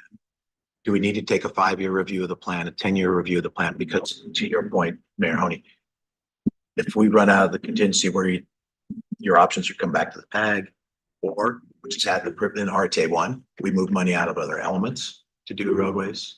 We've done this basically a lot of things that we thought we could, and we were in that position. So I do think there's more further conversation of how maybe we can offer things. Then I'm going to go Mayor Romero, then Mayor Murphy, and then unless anybody else. Mayor Winfield, you want any more comments? Mayor Diaz, do you want to get in line? Okay. I just wanted to repeat what Supervisor Scott just said. It's taken us 5 years, 6, 7 to some of you, those that sit on the TMC and CAC. And September 5th, the same plan was presented. We all felt comfortable enough to unanimously get rid of all of the other plans. What changed from September 5th to today? What changed? I'm not processing. Because the jurisdiction that takes the biggest risk, even in this plan, which is a little bit more fair, is the city of Tucson. And again, we're doing it for the benefit of the region and to be able to continue in possible RTA. So I don't know what changed or what was told to you that you're back to square one, which was 4 or 5 years ago. I don't understand. And just to further muddy the water here, and I know we're going to have a conversation about RTA 1 projects and the cost to complete for them. We will have to continue that conversation while we put this plan to the public so that they can give us input and feedback. RTA 1 projects, there's plenty of them that still need to be completed. And I'm going to be very, very clear. The city of Tucson believes that there should be a solid strategy to pay for RTA 1 projects.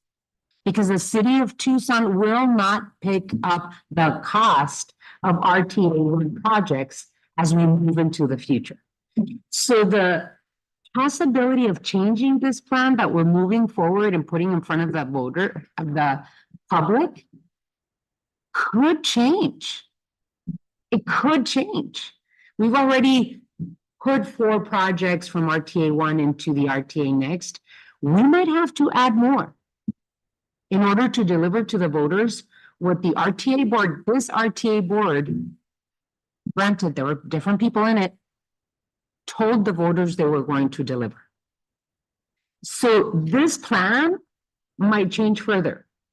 And I just wanted to make clear that there's still a big conversation to be had about completing RTA 1 projects, and that the city of Tucson believes that the RTA is solely responsible for funding all of the projects that we told, that the RTA board told voters they were going to fund. So I hate to add additional muddying of the water, but it has to be said on the record so the public and my colleagues on this board understand that what we're putting in front of people just to give us input might really change, might really change as we move into the future. So I agree want to- 100% with Marilyn. She's making my point. I just want to see, let's continue moving the bill so that we continue finding solutions for whatever is coming next. Mayor Murphy, then back to Mayor Mayor Honey. And you know, I've struggled, because I've been pretty consistent that I did want to hear from the voters, on the plan.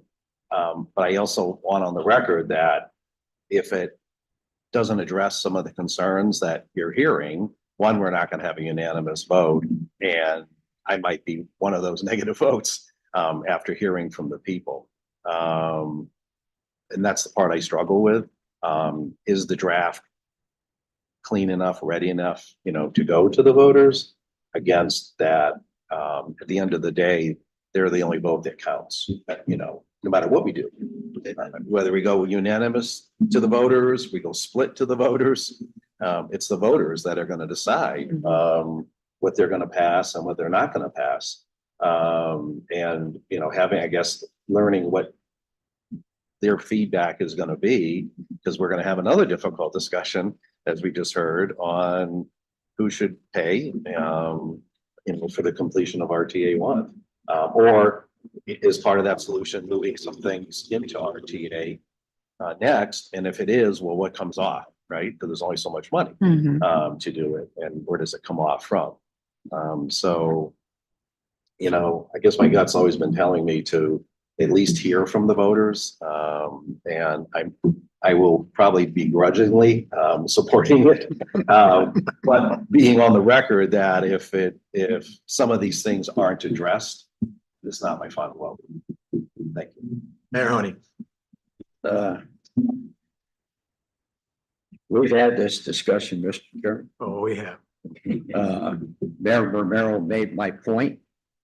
We're not enemies, we disagree. But the thing is, she says they're not gonna pay for the 11 projects. But they have to be done.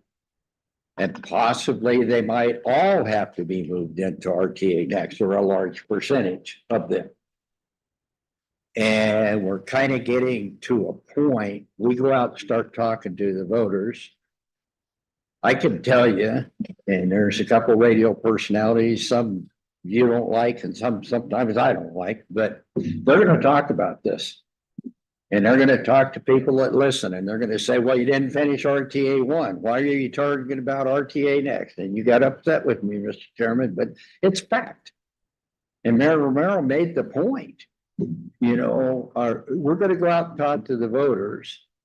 And they're gonna say, well, okay, you know, there's things I don't like in this RTA next plan. What are you gonna do with the stuff in RTA 1, which I have a project as well that didn't get done?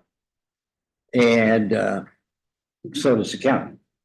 And you know, what kind of answers are we going to give? I just think we're not at a place where we can give those answers. I mean, if somebody has an answer to that, I'd certainly love to hear it. And we've talked about contingency, which the way that if the plan went like some people would like, is going to be PAG for RTA next. And then we're going to talk about PAG being financing for projects of RTA 1.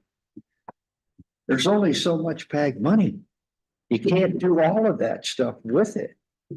And I just think we're so convoluted as to where we are. I'm going to vote against moving it forward. I may be the only one. I just think we got way too many questions to answer. And Mayor, only for the record, I didn't get angry at you. I never get angry at you. Okay, a couple times, but not.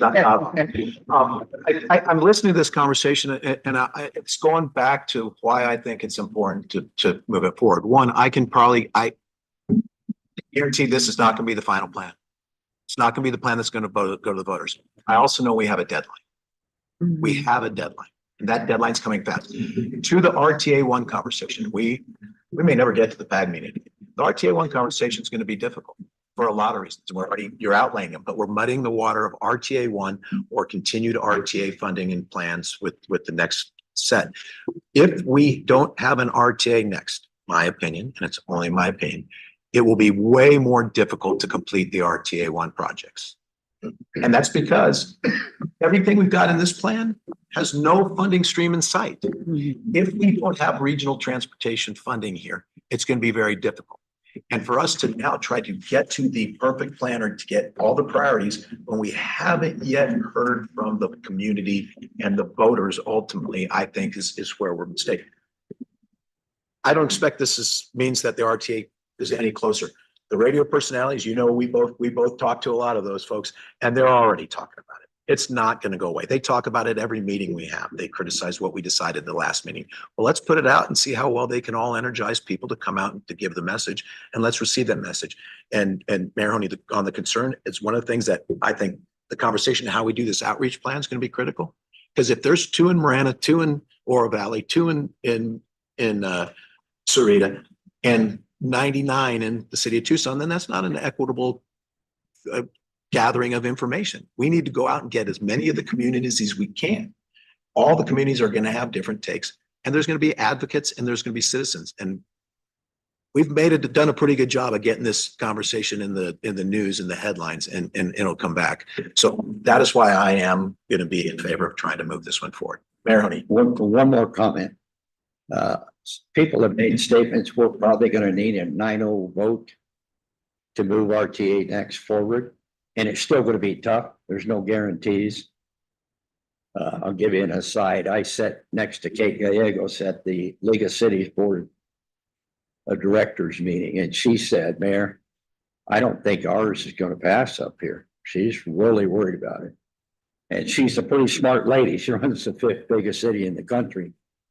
Yeah, these plans don't go through, and I think we're so far away from 9-0. And like Mayor Romero said, if I can't get funding for those projects, I'm gonna look at pushing them into RTA next. Well, then we gotta go back and change it again. We take all of the stuff for the environmental community out, we still wouldn't have enough money if we push them all forward. It's just, there's so many unanswered questions. I'm not a naysayer. You know, look at my community, we're doing pretty well, and we really push forward. But I think we are so far from an equitable solution here that it's not funny. Sorry. Mayor Winfield. I wasn't going to bring up RTA one, and in some ways, Chair, I was hoping that you would actually bring that one forward before we had this discussion. That's why I moved it, Mayor Winfield. That's why I made sure that this one came first. But I'm in agreement with Mayor Romero and at least I think what I heard and Mayor Honey, and that because there are so many unknowns, and if RTA Next is the vehicle to address some of the funding issues with, then I think this is premature, because I don't think it's fair to the public to take something to them which could be changed so substantially, and then they say, well, so I think it's premature. And I know that's frustrating for all the comments that have been made to this, but it's frustrating for me. But Absolutely. Mayor Winfield, I agree and completely understand that. I think with the deadline and timelines that we've got, we will not be at a full solution in RTA one in time to then take any action on that. We're going to have to do these simultaneously. Right now, RTA Next is sucking a lot of the air out of the conversation. At some point, we have to go to the public. The plans that were presented, and we may or may not talk about after this, by the executive director, showed anywhere from a 6 to a 12-month timeline. Okay, we are there. So at this point, I'm going to call the vote, and the vote is to move the plan as depicted to the public for their outreach and engagement. That's sufficient? Yes, sir. All right. At that time, it's been requested that it be a roll call vote. Okay, so can you please call the vote? Mayor Ed Honey, No. Mayor Tom Murphy, Yes. Mayor Paul Diaz, Yes. General Ted Maxwell, Yes. Mayor Joe Winfield, no, Mayor Regina Romero, Yes. and Supervisor Rex Scott. yes. All right, by a 5-2 vote with this, it passes to begin the public outreach. So at that point, we will go to item 9. I don't know how much conversation or how you want to address it and keep it going, because we obviously are taking some time. And first off, thank you everybody for the discussion. Thank you. Thank you for the conversation. They're going to continue. I think we all have the same desires at the end. We may not see the plan, and RTA 1 is going to be a huge piece of that discussion. So I in no way wanted to minimize it, and I appreciate that we're going to move forward and start hearing from the community in a fair and equitable way, so all communities have input to what they like and what they don't like about the plan. So, Mr. Chair, Patrick McNamara is going to give us a quick overview, but the highlight of the conversation obviously would be, and you touched on it, is the time needed for this engagement opportunity. So for the sake of making sure that I put that at least on the top of your list of things to talk about, is deadline. If we want to go for the May election, it's December of 2024. If we want to go for a November election, deadline is May of 2025. So December, 2 months, if we want to go for the May election. But I just want to make sure you make a note of that. And then Patrick, please go ahead and provide the For me, overview. Mr. Chair, just to clarify, when you note the deadline for a May election is December of this year, a deadline for November 2025 is May of next year. That's because of the statutory requirement in terms of when the Board of Supervisors needs to put it on the ballot? Correct. Okay, just wanted to clarify that. Yep. Thank you. Thank you. Chair Maxwell, member of the board. So we have a presentation today on a brief overview of RTA Next public outreach, and I can answer any questions afterwards. So this slide has a summary of the engagement that has been done by PAG staff since 2018, which was when the CAC began conversation about development of RTA Next.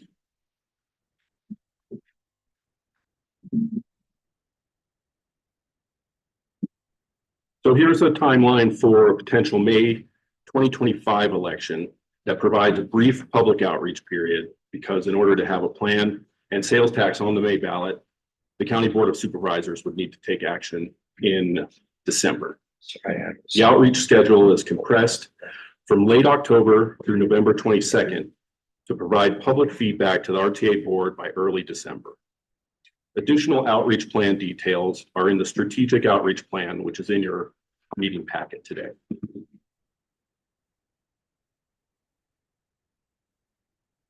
This slide is a timeline for a potential November 2025 election, which provides a longer public outreach period from late October to January versus about 4 weeks for a May 2025 election. This schedule also allows for more time to reach out to stakeholder groups and underserved communities across the region to gather their input. Outreach on this schedule is more aligned with the level of outreach conducted prior to the 2006 plan going to the ballot. In 2005, outreach began, for example, in July and concluded in October. Again, there's also additional information on this in the background material.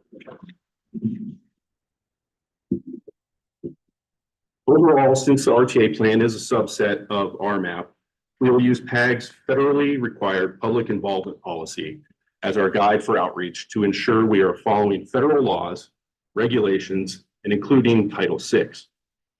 In addition to relying on our own research and data to meet federal requirements, we will invite public information officers from our member jurisdictions to help identify and connect with disadvantaged communities within your respective communities and ensure equity in our outreach efforts. PAG staff has already conducted stakeholder mapping to identify community characteristics such as limited English proficiency, persons with disabilities, low-income residents, and populations over 64 years old.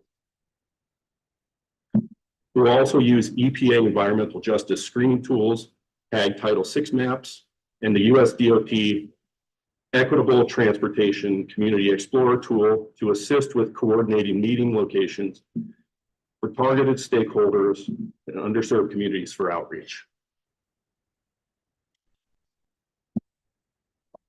Again, once the plan is approved for ballot placement, we will continue to educate the public and our stakeholders on the benefits of the plan and respond to any remaining questions to clarify and address concerns.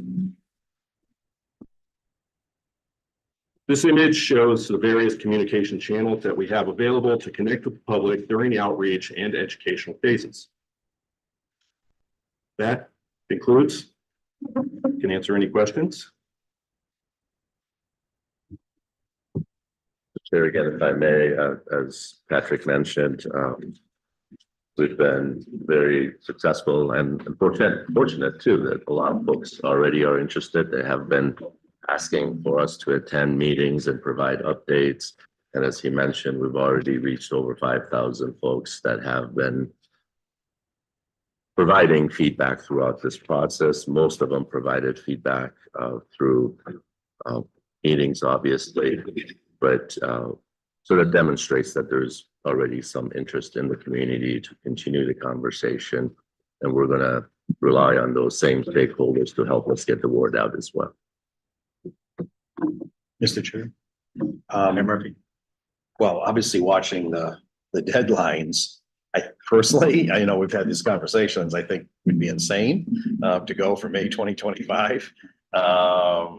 You know, May of 25, November of 25, obviously looks much more doable. I'm not sure when we have to make that. Is it today we have to make that decision? I imagine it is if we're looking at 2 months from now. Mr. Chair, if I may, again, that was the intent to give us the direction so we can start rolling out the outreach opportunities. So we need to know which date you want to shoot for.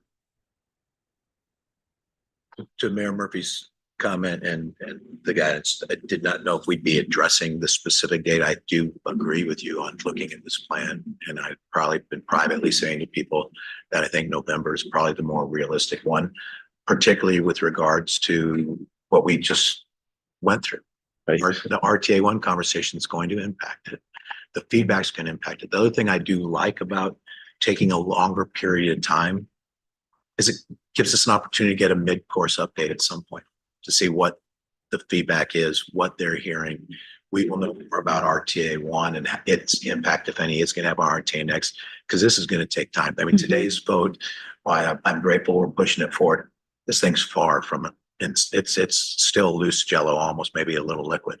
So I do agree with you on that one, Mayor Murphy, but I'd love to hear other comments on, and to include, if we just want to say it's not happening in May. So Mayor Winfield and Supervisor Scott. I'm just in agreement. I think May is too early, November. So Supervisor Scott, Mayor Romero. I've been telling people all along that we were going to do it in May. And if we change our mind today, I think again, it's sending mixed signals to the community. We voted unanimously to do May of 2025. And if we change our mind today, then we are pushing all of our chips into the center of the table and banking on a November election where there's no second chance. And now if we do it in May, then and we learn some and it goes down and we learn some lessons, then we can go back in November. But I realize that the last conversation brought in some concerns and some factors that I didn't know until I walked into this room today. So I'm interested in having the conversation, but I think we're taking an extraordinary risk if we say today we're doing November, because that means it's all or nothing. And I remain very concerned about that. Great point. Mayor Romero, you'll be next. I just want to clarify a couple of things with the executive director on funds.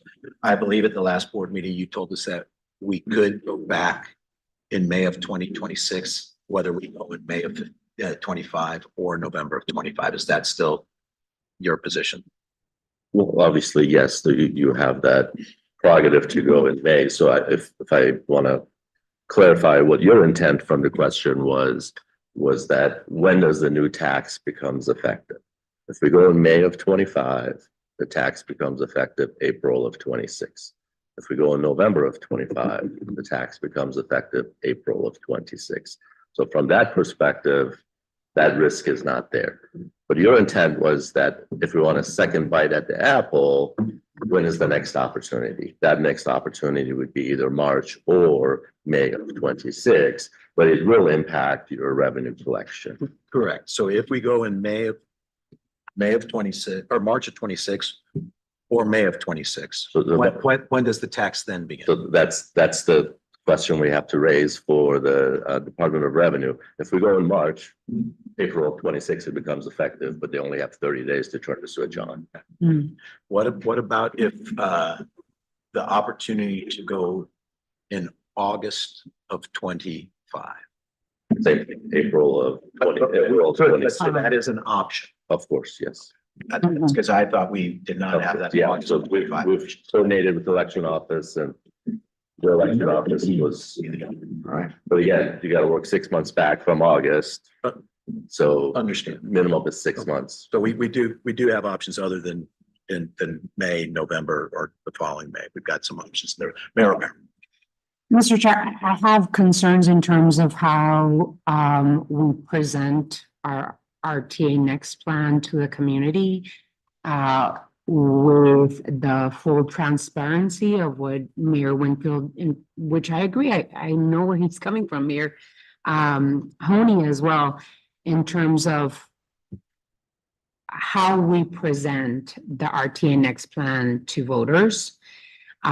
Being fully transparent to say there's still a conversation happening regarding RTA 1, and that conversation will also help us shape the RTA Next picture for them. I think we need to be very, very clear with our communities to be able to answer those questions, right? That you say if they ask us.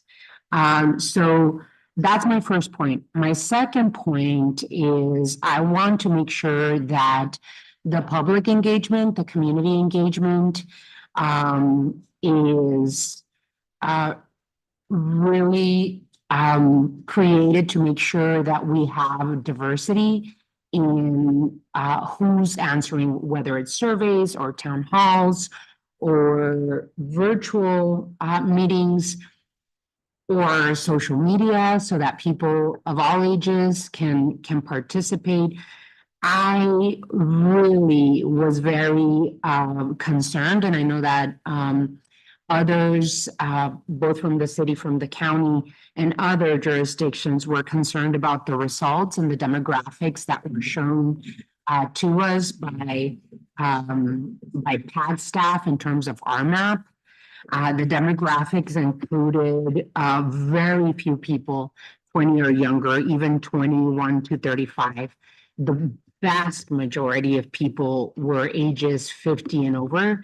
And the racial demographics was overwhelmingly white, not representative, for example, of, more than 4,300 surveys, only 33 were African Indian, only 55 were African American, and very few Hispanic representation.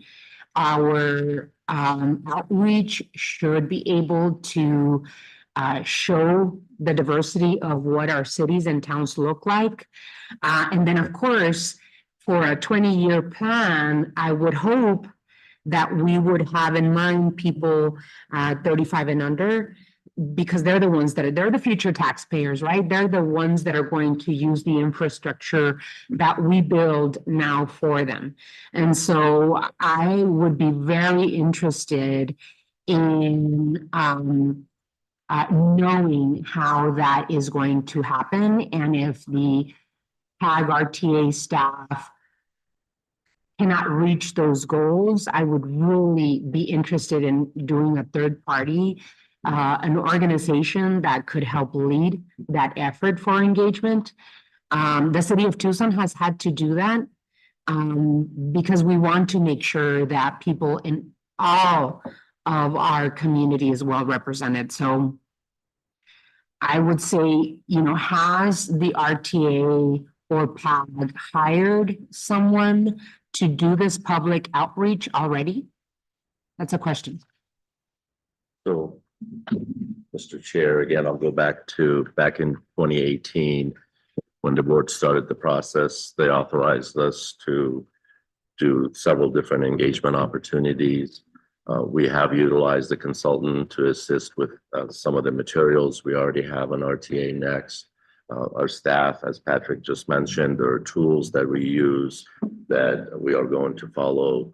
Obviously, especially since we just did the RMAP outreach, we're going to try to identify areas that we can do additional outreach in.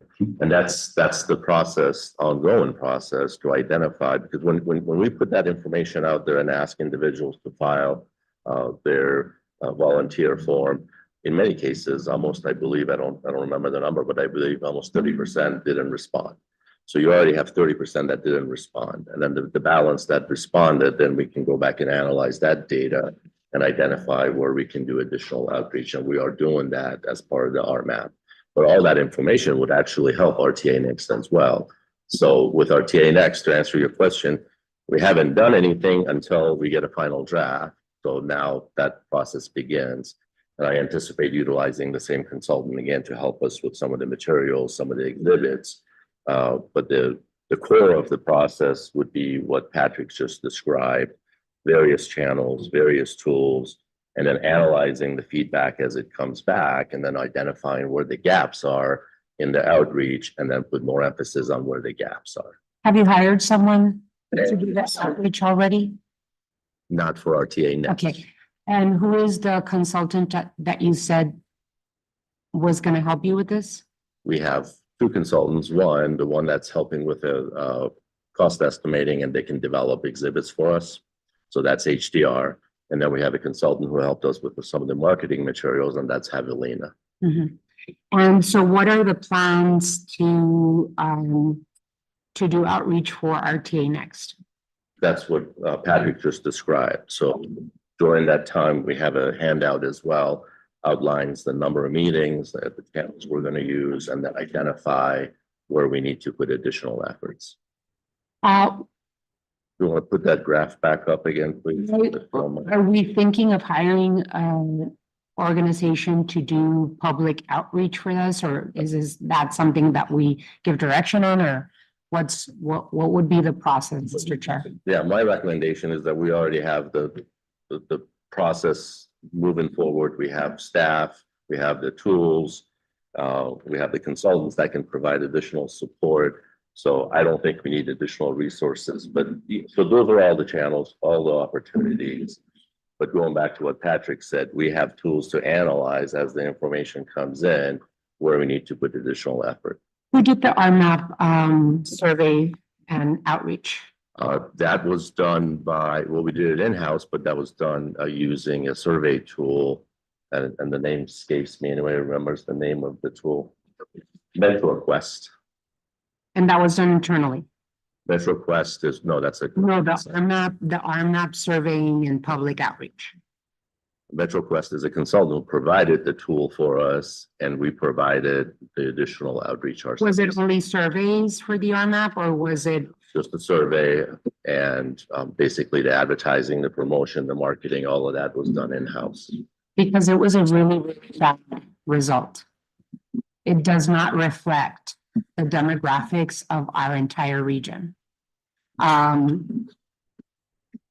More than 50% or more of the age demographics are people over 50. Very low representation for Native American communities, or even African American communities, or even Hispanic Latino communities. So if I may. I'm sorry, but I'm speaking. I'm in the middle of speaking. Can you remember? Okay. What I would want to know is exactly if we are going to go out for a consultant, that consultant have experience ensuring hard to reach communities, whether it's under 50, communities of color, people in remote areas like Ajo. There's areas in our community that are very remote that need sometimes maybe phone banking. I would really like to know what type of experience that organization has with public engagement. And there are many communities locally that do that. Living Streets Alliance is one of them. There's many locally that could potentially apply for and help to have a better product. Because that particular public engagement will help us, even if we need to modify the RTA Next into the future. So that it'll give us what are the priorities of the demographics in our region. So, Mr. Chair, that's what I would recommend that we move into. And I know that we still have a conversation on projects to complete. We don't necessarily have to make the decision today, but it would be good to at least give some direction in terms of hiring a consultant that could help. Absolutely, and I'll do one follow-up question, Mayor Romero, on that. So as I see this lay down here, we're going to come back real quick after this to the idea of a May election. And the more I look at this, the more I know the conversation we're at. I was a very strong advocate of the May election, the fact that we've got August as an opportunity and November, and we still could go back. I think we may need to, as a board, just take action to solidify a little bit more in the community's mind where we're going to look at trying to put this on, because this community outreach, based on everything we talked about today, is probably the most important thing we get. And that means it needs to be accurate. We need good accountability. We need to make sure that we know who's been talked to and who hasn't. So the question I was going to ask for based on this, and based on this, there's no way we can get there in May, but based on this, how many meetings, when you say 8 to 12 in-person virtual open houses, is that each one of these weeks? Or is that you've laid out in your graph? So again, subject to change, obviously, depending on which target date we're shooting for. By comparison, back in 2006, we had over 200 meetings. That's what I remember. So So our goal is to have as many meetings as possible. What we're saying bare minimum, if we have that much time, we could have multiple meetings in a given week at different locations. thank you, Mayor Honey, and then Supervisor Scott, then Mayor Murphy. Seems like a lot of people are in a big hurry. I've been doing this for 37 years, been an elected official. They don't even run against me anymore. Yeah,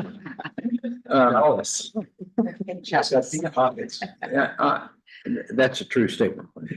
The thing is, we've got so many unanswered questions, the things, I don't necessarily agree with everything Mayor Romero said, but she has a question.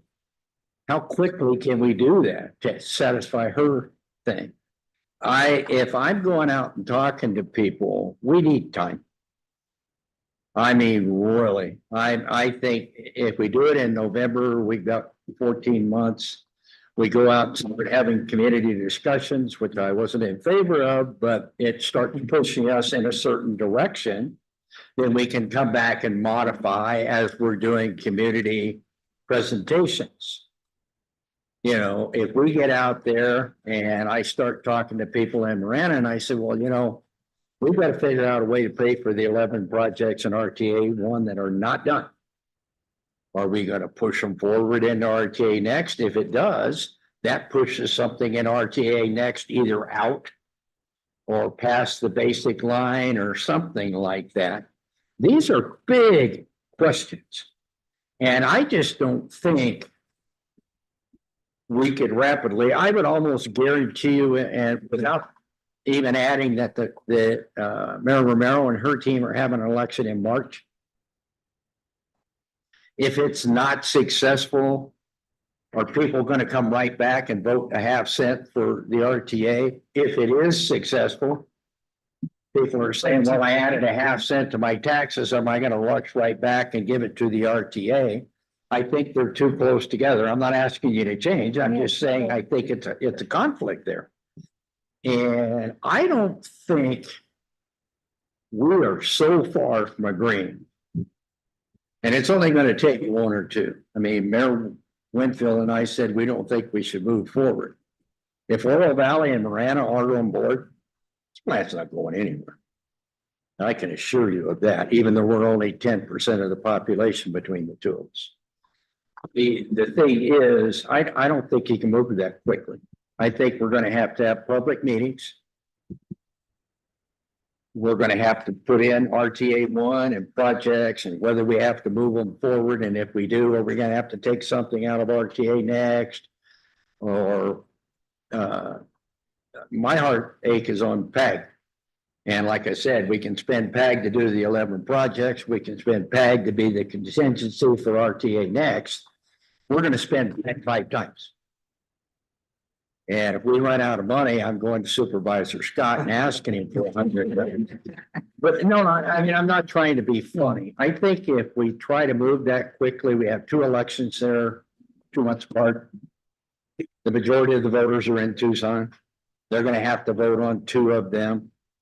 And I just really think we're not going to be ready. Mayor Honey, do I hear a motion in there anywhere? My motion would be, no, my motion would be due November. I second And that. hope that we can get far. Okay, we have a motion by Mayor Honey to target November of 2025 for our election date, seconded by Mayor Murphy. Supervisor Scott, you were next in line. Do you want to add some comments to that conversation? And then we'll open this for discussion. It actually goes back to the presentation that we got from staff. But let me first say this. The original packet only had a plan for a November election. And I asked that a May and a November be added. That's why you got a revised agenda. Now I find out that there's potential for August. So I wish that we had had all of this information prior to the meeting. And I would ask that those things be considered when future agendas are put together. So again, I'm going to listen to the discussion. I'm not sure how I would vote yet on Mayor Honey's motion. I want to continue to hear the discussion, but I wanted to ask the executive director, or maybe he wants to call the staff member up who gave the presentation, in terms of getting to hard to reach populations in each of our jurisdictions. The point was made that our public information officers, our communications departments, will be enlisted. Can we get some expansion on that? Because certainly there would be areas of Pima County, I can think of the village of Catalina within my district that often feels like they don't get heard sufficiently. Mayor Romero mentioned Ajo in District 3, and I know they often feel that way. So how will PAG staff reach out to the public information officers from all of our jurisdictions? Because we all know areas within our jurisdictions that might get overlooked otherwise. Be happy to, and Patrick, please feel free to add, but we already have a standing meeting with all the PIO officers. Regularly we coordinate. We have a mechanism to exchange information and ask them to distribute that information as needed. They've been very helpful, very supportive of even the RMAP process. They assisted us and they provided that information. All elected offices received that information, and some of them did push that out as well. So when it comes to specific areas, we have that conversation with them and we ask them to identify those areas, identify specific organizations or stakeholders that they have a relationship with that we can ask them to host an event, and then we go out and have those meetings. So those are more stakeholder meetings, group meetings, but if there is an area that they know that they have an active opportunity for engagement, then we can schedule one of these open houses in that area as well. South Tucson has been very helpful identifying areas that we can reach out to and organizations that can help us. So our communication team, again, Patrick, if I missed anything, they meet with the PIOs on a regular basis, so there's a good flow of information between all of us. Thank you, Mr. Mogini. And Mr. Chair, just to follow up, if we could give the PIOs enough lead time where they could follow up with members of boards and councils, because sometimes even a PIO might not have the same information about pockets within a ward or a district that our staffs know about, that we can then pass on to them. Yeah, like I said, they've been very helpful so far, and we can obviously continue to have that conversation with them. Anything to add, Patrick? All right, thank you. I think Mayor Murphy was on, then Mayor Romero after that. Yeah, and so knowing the time frame in November, to echo what Mayor Honey said, to go in March and then to go in May.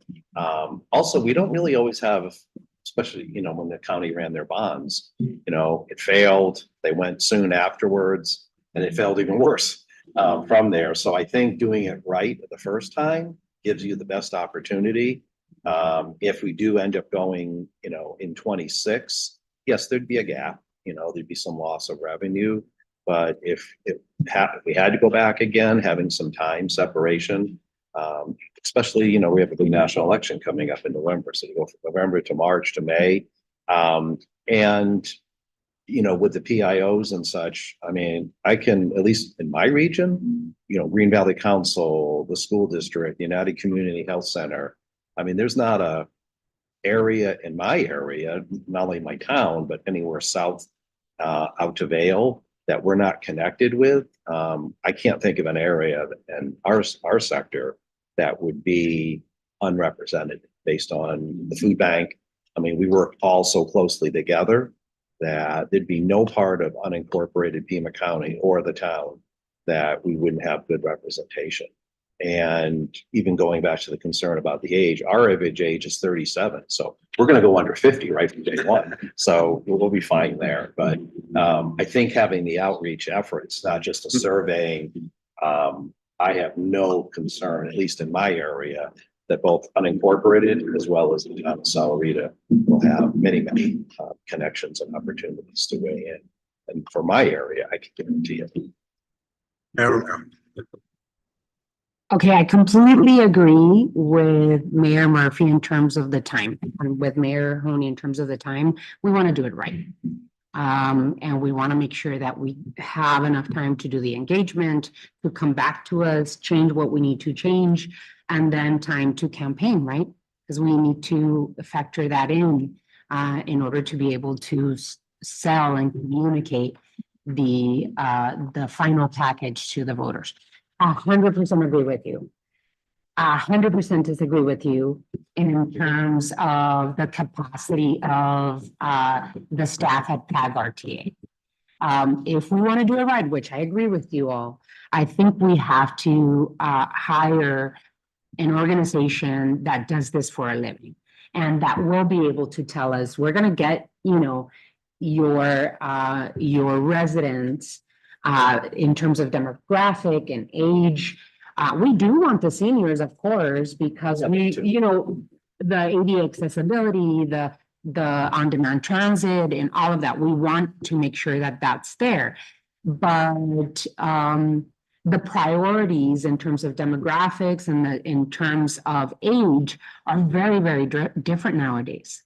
And so I would highly recommend, Mr. Chair, that we really do hire a third party to do something that is absolutely worthy of our time invested into this and make sure that we have a good set of data to know what the community really does want to see in an RTA next. So I would highly recommend that we do that. November seems to make sense because of everything that you've all said. And we want to present a good package to our region. So, Mr. Chair, I don't know if we need a motion to go out and look for an organization that will do the outreach for us, and of course supervised by the RTA staff to make sure that we're doing a good job in terms of engaging our community. Yeah, Mayor Romero, let's come back to that one because we do have the motion on that motion in a second for going in November. I do appreciate that we also have August as an option. However, either way, August or November, we won't go again till late in 2026. Have a loss anyway. So I totally support the idea of November being a day we put down because that gives us over a year to work on some of the issues we're going to have to complete. So I have classed August instead. I just add in August and November of next year, the city of Tucson is having an election. So people will be paying attention August or November of next year. Maybe you'll have an election like mine. No. So we've got, just to follow up on the August, I just worry about summer and Agreed. we're trying to capture the demographics. This is Pima County. Maybe Summer. 7 years. Yeah. So any other comments on the motion that's on the floor? All right, hearing none, I'll call the question. All those in favor, say aye. Aye. Any opposed? Chair votes aye as well. That passes unanimously. So we are right now from the PAG RTA board sending the tentative date of and desire to be on the ballot by November of 2025.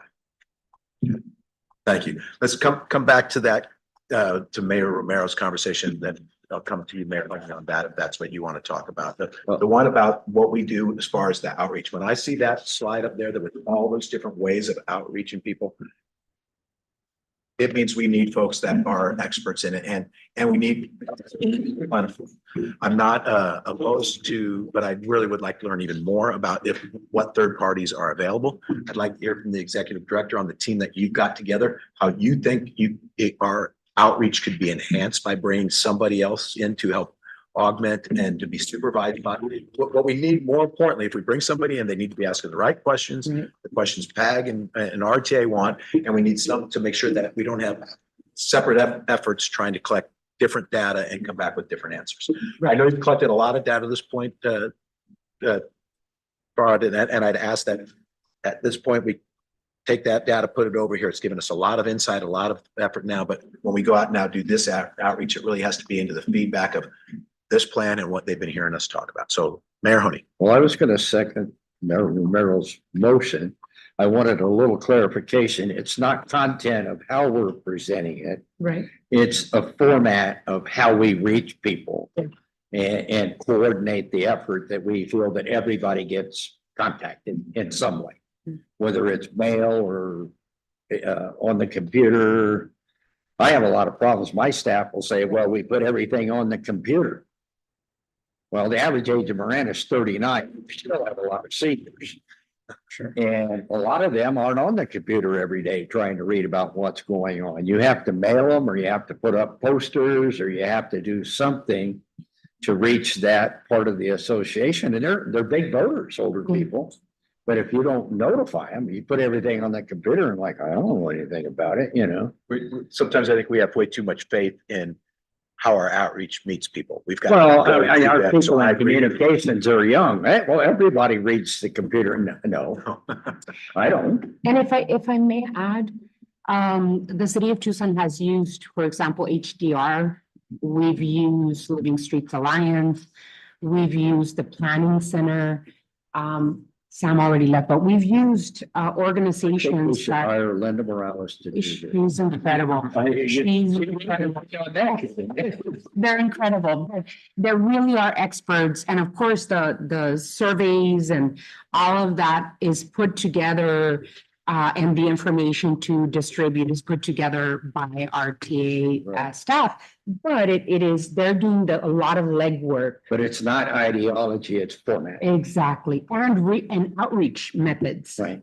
Like a lot of them have used before HDR, Planning Center, and Living Streets Alliance. They've done a lot of events and activities, and they're right there on the ground with surveys and posters. And so that's the way that they've been able to do outreach to hard to reach. Like, for example, you all have a really awesome trunk or treat in Sahuarita, lots of young families. They would be right there with you all, handing out information, making sure that people are doing their surveys. It really helps with hard to reach younger families, maybe that are not paying attention, seniors at senior centers. It really has helped us in terms of getting a good diversity of voices. Mayor Murphy? I think it's gonna look like all of the above, because using the example of trunk or treat, using our PIO and our park and rec, I think it's gonna be a collaboration of all of it, because, down in our area, almost I don't need anybody other than our PIO communicating with Farad, because I already know, or we already know where all of these, he's presented at the Green Valley Council, the Mail Chamber. I mean, certainly there's opportunities, but I don't think there's one cookie cutter. I think it's going to look all of the above and very different for different parts of it. Absolutely. So I'm going to, Barb, what do you believe the next steps are? Hearing pretty much unanimous consensus on that side that we need to tap all aspects to gather. What do we need to do? Be happy to. The diagram is actually hopefully helpful. We can pull that up again on the middle, Crystal. You pull that diagram up in the middle as well. So I'll just go around in circle. Obviously, media contact. We have staff, Patrick and Sheila, and other communication staff that are in contact with the media on a regular basis. They provide press releases and opportunities for media to hopefully get earned media have the media help us with opportunity. In the interest of time, I agree. I think everybody knows those are good. I guess my question I'm asking you, you've heard the desire to bring in other folks, either bring in another firm to assist you to get some of the spaces that maybe we do miss all the other stuff. From your perspective, we're running up against a time frame. Yeah. Yeah. And we're about to have a motion for voting on bringing somebody in and doing it. What do you think we need to do to start moving in that direction? As I mentioned, we already have HDR on contract. They help us with collateral, exhibits, and materials like that. We already have Javelina on contract. They help us with some of the marketing and advertising opportunities. So we have those resources. We can continue to tap to those two resources. And as I said earlier, I think we have staff that are experts in this area, and they can continue to do that. I don't believe we need anybody else. And if we do, we got to go through a very extensive procurement process, which adds time. So that's one of the reasons that we've been building up and getting ready for this. We are prepared and ready to go. Procurement can take some time as well, and I don't recommend going that route. It's not a big issue. May I jump in? I was going to come back to the potential motion. I thought you were going to call. Sorry, we were gossiping over here. I'd just like to formalize it and make it into a motion to direct RTA staff to hire an outside organization to lead efforts to conduct public outreach for the RTA Next plan, and to make sure that that we're doing hard to reach populations within that plan. That's in the form of a motion. I will second it and make a comment. That's what Raina and I are over here in the corner gossiping. Like I said, that we should sit next to each other. For Paul Diaz or for Joe Winfield or Tom Murphy or me, it's not a problem. We have a pretty controlled, I can go to Northwest Fire, Marana Health Center, 3 or 4 agencies in my neighborhood, and I can hit everybody. From the smallest job or the oldest person. For the city and the county, it's a little more different because they're much larger entities and stuff. So I will second that and support that, but it's kind of like Mayor Murphy said, I don't have a problem reaching people in my town, and my phone number is on my card, so they know how to get a hold of me. So. And I love that you all have HDR on board, because they are pretty good about engagement and the way that they do. It's not that it's my preferred. I mean, you all can really look at who would be the best fit, but Javelina is much more marketing, but it's not hard in terms of like finding an organization, especially if you have a HDR on board. So Mayor Winfield, then Mayor Murphy.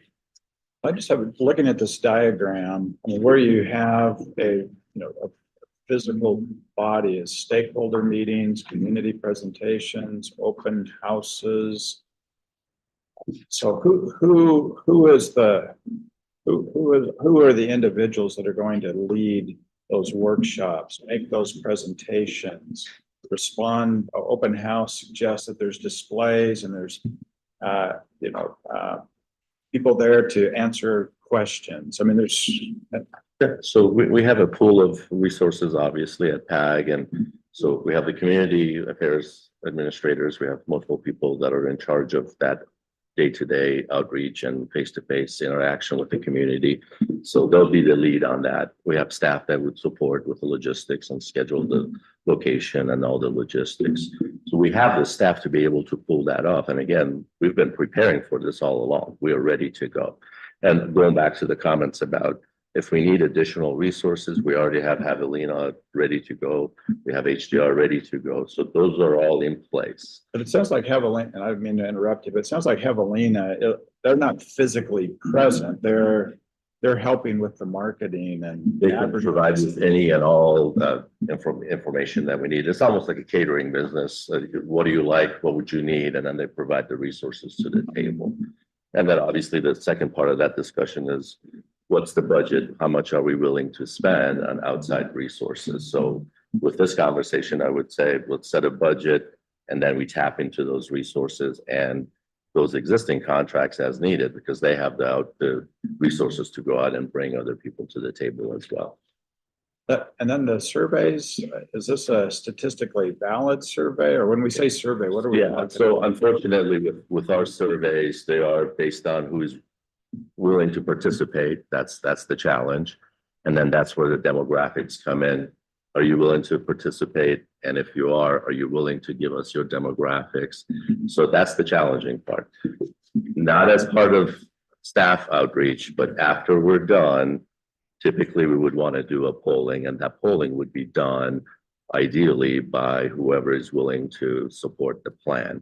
And I want to be very careful, make sure you all recognize that once it's identified as a ballot initiative, we can only be out there and talk about elements of the plan and education. We can't do anything beyond that. So there's got to be an outside entity who's willing to campaign in support of the plan, and they would do that polling on their own.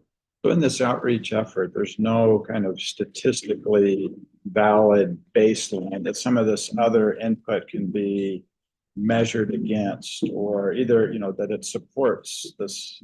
Polling would be the only tool that I can think of. And again, if the board desires to do a poll, I think that's where we get into, and I got to ask Thomas, are we getting into electioning for something, or is it just putting something out? So typically government entities don't do the polling, they do surveys. Follow up to Mayor Winfield's questions, because I think he's hitting on a very valid point. I mean, it's great that we're doing all these different outreach, and I understand that everybody has to be, but a marking collateral is not giving us feedback to our plan. Some of these things are not what we're talking about. What we're looking for is feedback from members of the community, which I know are elsewhere on that circle. That's why the circle is confusing us all, because it's got stuff on it that doesn't do that.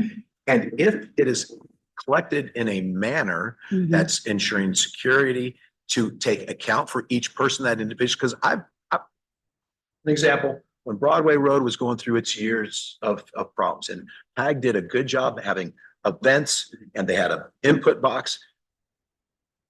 I sat there and watched two people sit down and do nothing but write inputs and put them into the box for 2 hours. Same two people. I'm assuming this is where you're going. It's where I want to go. We don't want to count the same person 12 times. Sure. We have to have something out there that's going to provide input back to us that is valid. And to Mayor Romero's concern, it's valid in the demographics of who you're interviewing as well. So that's my only concern. This is why I tend to like the motion on the table that brings somebody who's got that capability. That's the thing I'm not marrying right now. May I jump in? Mr. Yes. Chair? Yeah, I believe for Broadway, we did use a consultant to make sure that we had a thorough engagement process. And we used City of Tucson staff, and we used RTA staff. It was a big process. It was a big process. There was no That's what, valid data. that's right. But in terms of data, and then all the presentations and logistics, the organizations that do community engagement for a living, they can, because there's concerns, right? We want the hard to reach. We want to make sure that we have valid data. There are organizations that know how to do this. And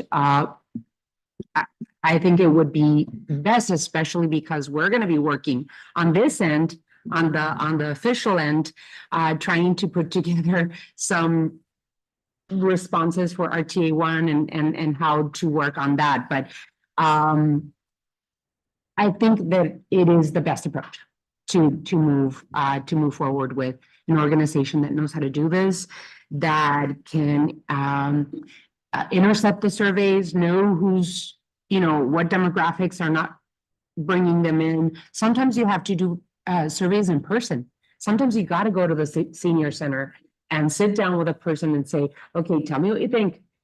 Sometimes you've got to go to South Tucson and go to San Lena and stand outside of San Lena and ask those hard to reach. So there's organizations, including HDR, that know how to do this, and it would behoove us, I think, to do it the right way the first time. Mr. Chair, just to answer your question again. So the survey itself is the tool. The tool collects the data, analyze the demographics. We have that tool. The question is the reach. How many people can you reach and ask them to participate and provide that information? And that goes back to your question. Unfortunately, it's based on who is willing to participate. So with the recent survey we did, we had roughly about, I believe it was 4,500 people that participated. And that's based on some of the outreach activities to be able to get out there. We did have people physically go to South Tucson. We had people physically go to events and stakeholders, Council on Aging, for example, and had hard copies filled out, and then we brought it back, put it in the survey. So all the data is in one place. We can analyze the data. We can report on the data. So that's not really our challenge. The challenge is how many people are you getting to, and are they willing to participate? Are they willing to give you all their information? And that's where potentially we could utilize all the PIOs and everybody else to encourage people to participate, because if they don't participate, I mean, we had newspaper ads, radio ads, everything. So that's not the challenge. I guess I'm trying to focus really, if that's what you're trying to get to, then we need everybody's help to make sure more people participate. Do we have the resources to get the information out? We do. Do we have the tools? We do. Well, I was just, when you say survey, that's a very broad statement. Is it mostly computer survey? So we have hard copies as well as a web-based, as well as a handheld cell phone based. And we actually go out and sit down with folks that need additional ADA accessibility and a system. So anyone who is willing to participate, they will be able to participate. The point I'm trying to make, a computer will reach a certain amount of people. Correct. And a lot of people that have computers are just not going to read all that stuff. Correct. Hard copies, who are we getting the hard copies to? I mean, the survey almost doesn't tell you who you're not reaching. Most of the smaller communities are not going to have a problem. I can go to Northwest Fire, Marana Health Center, different ones, and Marana schools even, and say, hey, because you're not telling them how to vote, you're just saying we're having a discussion to get people interested, or you're having a meeting or something, you know. Another point I forgot, Mr. Chair. So another reason that survey is helpful, because that will do exactly what you described. If there are duplicates, they have identifying information that they would eliminate duplicate responses. Agreed on that. So I think what I'm hearing is there's a consensus about concern of getting, particularly in unincorporated Pima County in the city of Tucson, to get to the reaches that we want. We've got a motion on the floor to hire an additional firm who's got expertise in reaching those hard to reach communities. The one thing I'd ask to consider, I believe you said to lead the effort, but if you want to change to me, I think might be lead the effort in the city of Tucson and unincorporated Pima County. More so, I don't know if we want to narrow it, or if you still want to keep it countywide. And the thing I want to make sure we haven't done is we haven't taken PAG out of the picture. Yeah, no, absolutely. I think RTA has to stay in the picture for sure. It's easier to have one organization help with all of it, right? So that you don't have different data points. But no, absolutely. I think RTA staff should help. I mean, it's going to be all hands on deck. All of our PIOs, all of our communities will have to participate. So yeah, that's not my vision. Scott. Mr. Chair, just a question for clarification. If we were going to involve Javelina at all, wouldn't we have to have a new contract with them, because the current contract with them expired at the end of July? Yeah, so we had a contract with them. Within our procurement policy, we can always reactivate an existing contract. So that's the easiest way to do that, if we have a budget determined for that. Otherwise, we have to go through the procurement process all over again for anyone to consider. So if it was determined that they had some kind of role, it would just be as simple as reactivating the Yeah, contract? there will be a new amending the existing contract. All right. Yeah. And they've already had involvement in this process. Thomas is getting nervous for talking contract. I know, but procurement becomes really again, Mr. Chair, if I may, if you decide to go that route, then obviously we have to go through the procurement process and we need a budget for it to determine what we're trying to procure for.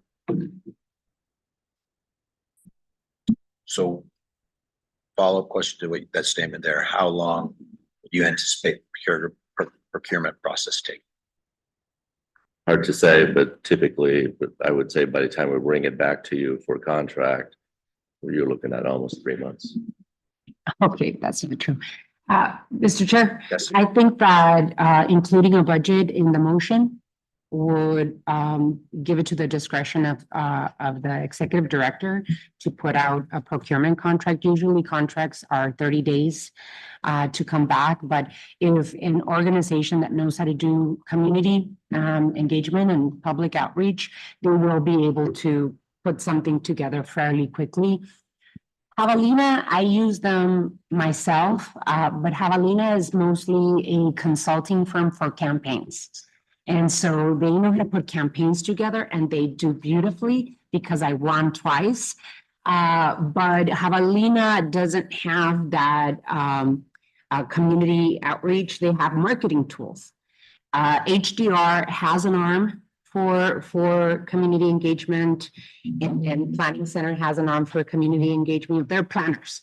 And so if you put out a local, maybe a regional or a statewide, you will get feedback in 30 days. And then the executive director should move as expeditiously as possible. Agreed. Mayor Murphy, then Mayor Honey. Yeah, just a quick question for Thomas, because I was just looking at the agenda item. Are we okay? Because now we're talking about budgets and money and things that from an open meeting law that wasn't posted. I'm just getting a little more. Right, Mr. Chair, member of the board, I'm a little nervous, but we're fine with the discussion. And I think we're perfectly fine to direct the executive director to do this, but what we can't really, hire anybody. I know, Right, exactly. and we can't really talk about anybody because nobody knew Right, we were going to exactly. talk about particular vendors. If we could just, if it's just a motion to the executive director. Can we do a motion that includes a budgeted number? Because obviously if we're going to ask him to expedite in 30 days, it's got to know something that to put out in the average. So can we motion with a budgeted number?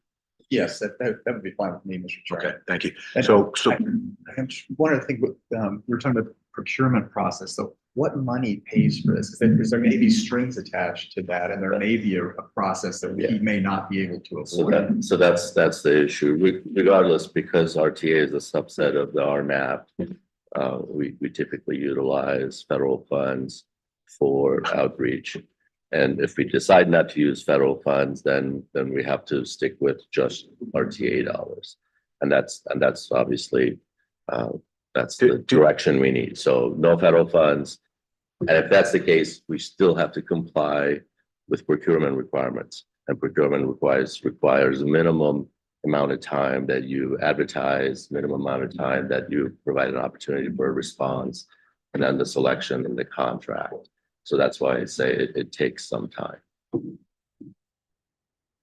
I think in like most of your jurisdictions, you have monies and you could just do it as an emergency procurement. But that's why I'm asking. I'm not sure if the executive director can do that. It just depends on what monies. if we're using it, but so if we're using RTA funding, first off, is there funds available in the RTA to do this? Yes, from our administrative account. Because I didn't want to have to ask for PAG money. But so that's We use it 6 times. We don't care. So we've got RTA monies available. Knowing it's RTA money and it's internal, can we do an emergency procurement? I would say so, unless you're aware of something that says. Again, I need your authorization. Understand? And That's what we're trying to get at. And also a budget amount. And with an understanding that there are requirements for the amount of time advertised. Give them an opportunity to respond. Understand that, but under an emergency process, those times are reduced. So I just want to make sure we get there. I think you can do that with RTA, but if it's attached to a branch. Oh, no, we don't want to introduce federal. My attachments. Mayor Honey? could we actually even say to use funds to do what we need to do? I mean, we could put a $10 million limit on it or something like that, and I don't know, to be honest with you, we do it a lot at the and city. it's, we have a task, Yeah. do what it costs to do the task. Like Thomas may tell me I'm wrong here, but I mean, we don't know if it's 10,000 or 1,000,000 to And do. ultimately, we still have to approve the contract. Right. So if it comes in at 1,000,000, We're gonna say why. do up to. The other thing, before I call the question, you had said to lead the activity. And I think maybe it's more coordinate. We just need their that. Yeah. Mhm. You know, we don't want them to take over the thing, but we want them to coordinate with our senior staff to get this information out. And in Marana, we can use town funds to advertise that we're going to discuss an item, but we can't promote it. Mhm. We can't buy signs. We can't say we're all in favor of this. We can't do that with public funds, but you can promote educating people on the process. Agreed. I think we all know that's the whole purpose of community outreach isn't for us to go promote this plan. It's to put this plan out Right. and get feedback, accurate, verifiable feedback back from it. So I think I heard a friendly amendment that you offered to Mayor Brown. Did I hear you accept that? Would be Mhm. hire a firm to coordinate, to help outreach to some of the most To everyone, everyone. but with specific, additional outreach efforts to the hard to reach. Okay.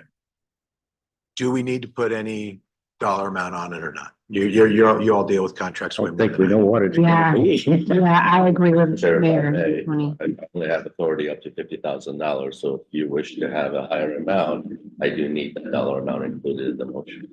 Mhm. Hire somebody cheap. We are frugal. So is anybody who's got experience in that, is there a not to exceed number? I mean, we always can say no when the contract is before. So Not to exceed 100,000. Mhm. I'll second. And if he needs to come back to us, if they need more, then we'll do that. Again, Mr. Chair, if you authorize me up to 100,000, then I can proceed. I don't need to come back. But if it's 50,000 and it's more, then I would have to come back. Okay. We're the motion in second. I have no problem with. I have no problem. It's really hard because I don't know how much. We don't know. So, no, I just want to clarify, because I did get a motion to amend for up to 100,000 in a second, And we agreed to. and they agreed. We're the motion And in second. Mr. Chair, if I may, and authorize me to execute a contract, Mhm. correct? Thomas? I had this, sorry, Mr. Chairman, I had the same question. Is this a vendor that this board wants to approve, or do you want No, no. it administrative? Through the process. We still have to go through a procurement process. Right. And we're not speaking about a particular vendor. We're saying go out and find someone. I just mean, what I mean is, I like this back before you again, or do you expect this to be done? So here's the question. I absolutely understood, and I saw Okay. the concern is if we get 4 or 5 folks applying for this position, do we want it to come back to us to make the decision on who to hire? Or do we want to let the executive director make the decision on which firm to hire? And we can do it in alignment with, conversation with there's ways we do it. I just want to make sure we get a firm that actually can do what we're. I have a phone and a computer. Mr. Chairman, I have a question. Are we meeting again in a month or no?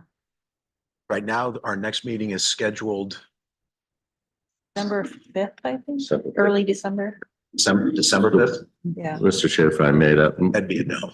Mr. Chair, if December I 5th. may, so again, the procurement requirements apply regardless of the funding source. So if I have your authority to advertise and enter into a contract with not to exceed 100 million, then we're good. Oh, 100 million. 100,000. Yeah, I think That's somebody next else item. mentioned. We can have it. Then we're good. We can implement it. If for any reason Crying. you want me to come back, then I need to know that today. opinion I is. think we should be monthly, but okay, that's just know. me.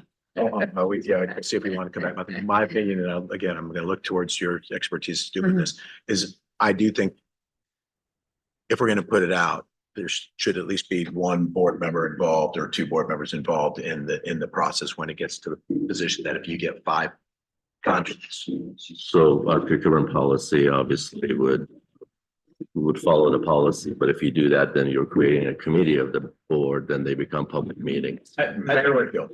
Personally, I think we leave it to staff. We're given a direction up to $100,000. Yeah, implement it. If it exceeds 100,000, then he's got to come back. But Well, and if I may, yes, absolutely to all of that, but I just want to make sure that the intent that what we're doing here is described in the procurement request for proposal.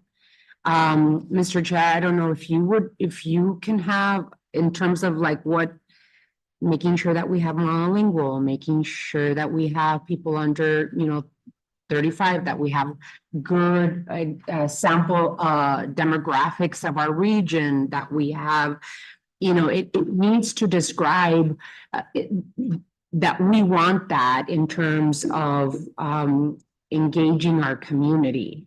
So If I may, so, yeah, Mr. Chair, Mayor Romero, that'll be in the advertisement. So in the advertisement, we would say we're looking for someone who has experience, demonstrate your experience, identify and provide the information, references, you name it. So all of that would be in the advertisement. And then once we obtain those submittals, then we go through the selection process. So let me ask the question. Can the chair review the advertisement before you put it out for bid? I don't know. I don't see an issue with that, but It's I not a think, committee, it's just a. yeah, I don't see an Ensuring that issue with everything's that. captured in it, yeah, in the motion. Yeah, I don't see an issue with that, but yeah, if it's more than one, then it's a committee, I would say. So, okay, I would love the chair to help. so that's, Yeah. no, okay, so we have motion, everybody understands, we've got $100,000 limit. Approved, seconded, and we'll include, and that was accepted into the motion. Everybody clear? Yes. But I call the question. Call the question. All those in favor? All those opposed? Chair votes aye. We've got unanimous support for going forward and putting out and hiring. So, thank you. We are running up against some time, and good luck on the PAG meeting. The cost to complete is an incredibly important discussion. I don't think we're going to solve it today, but I think it's an opportunity to see. We've given the executive director some pretty specific guidance on what we want to see come back. So I want to let them go through their presentation and talk to us about the information. Mayor Winfield? I suggest you take a 10-minute break. Yes. I second. There's my volunteering for All right. Break. Everybody back here. No later than 10 after. If you're earlier, we can get started. Okay, 5 after. Mayor Murphy said 5 after. No later than 5 after. What's 5 hours? I don't know.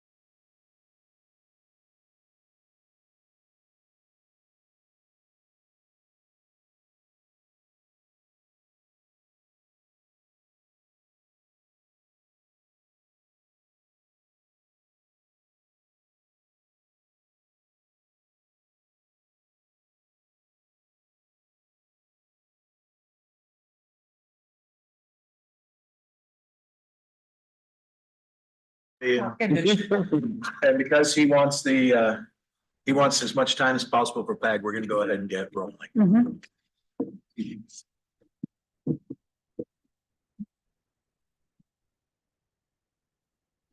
Do we have? Yeah. Yeah, we have one. Oh, yeah, you All we already. needed was five. All right, Rick.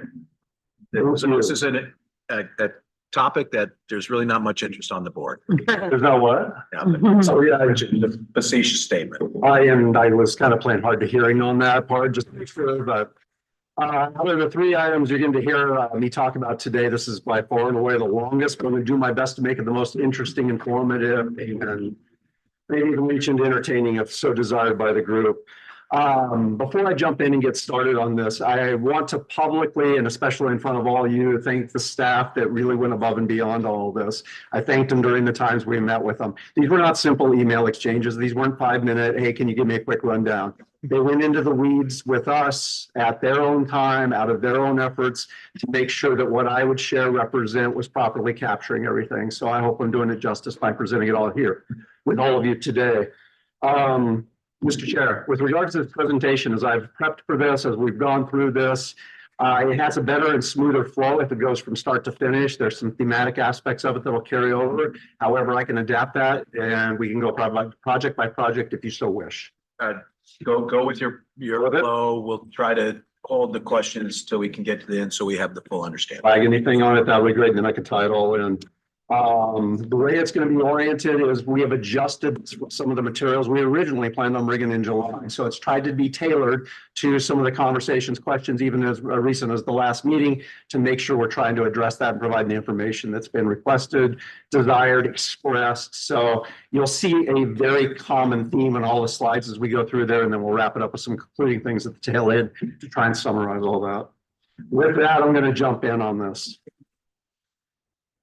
Packet of material had a lot of detail in it, had a lot of the extra information surrounding different aspects of it associated with the whole cost to complete topic, including how much has been invested, past, present, and future, and a number of other items in there. I'm focusing my presentation strictly on where we're at with the various projects, what funding's been allocated through the TIP process, and then what's remaining on there, and then hitting the part of verbal health. This was more beneficial to you to hear it live and interactive and support your discussions that way.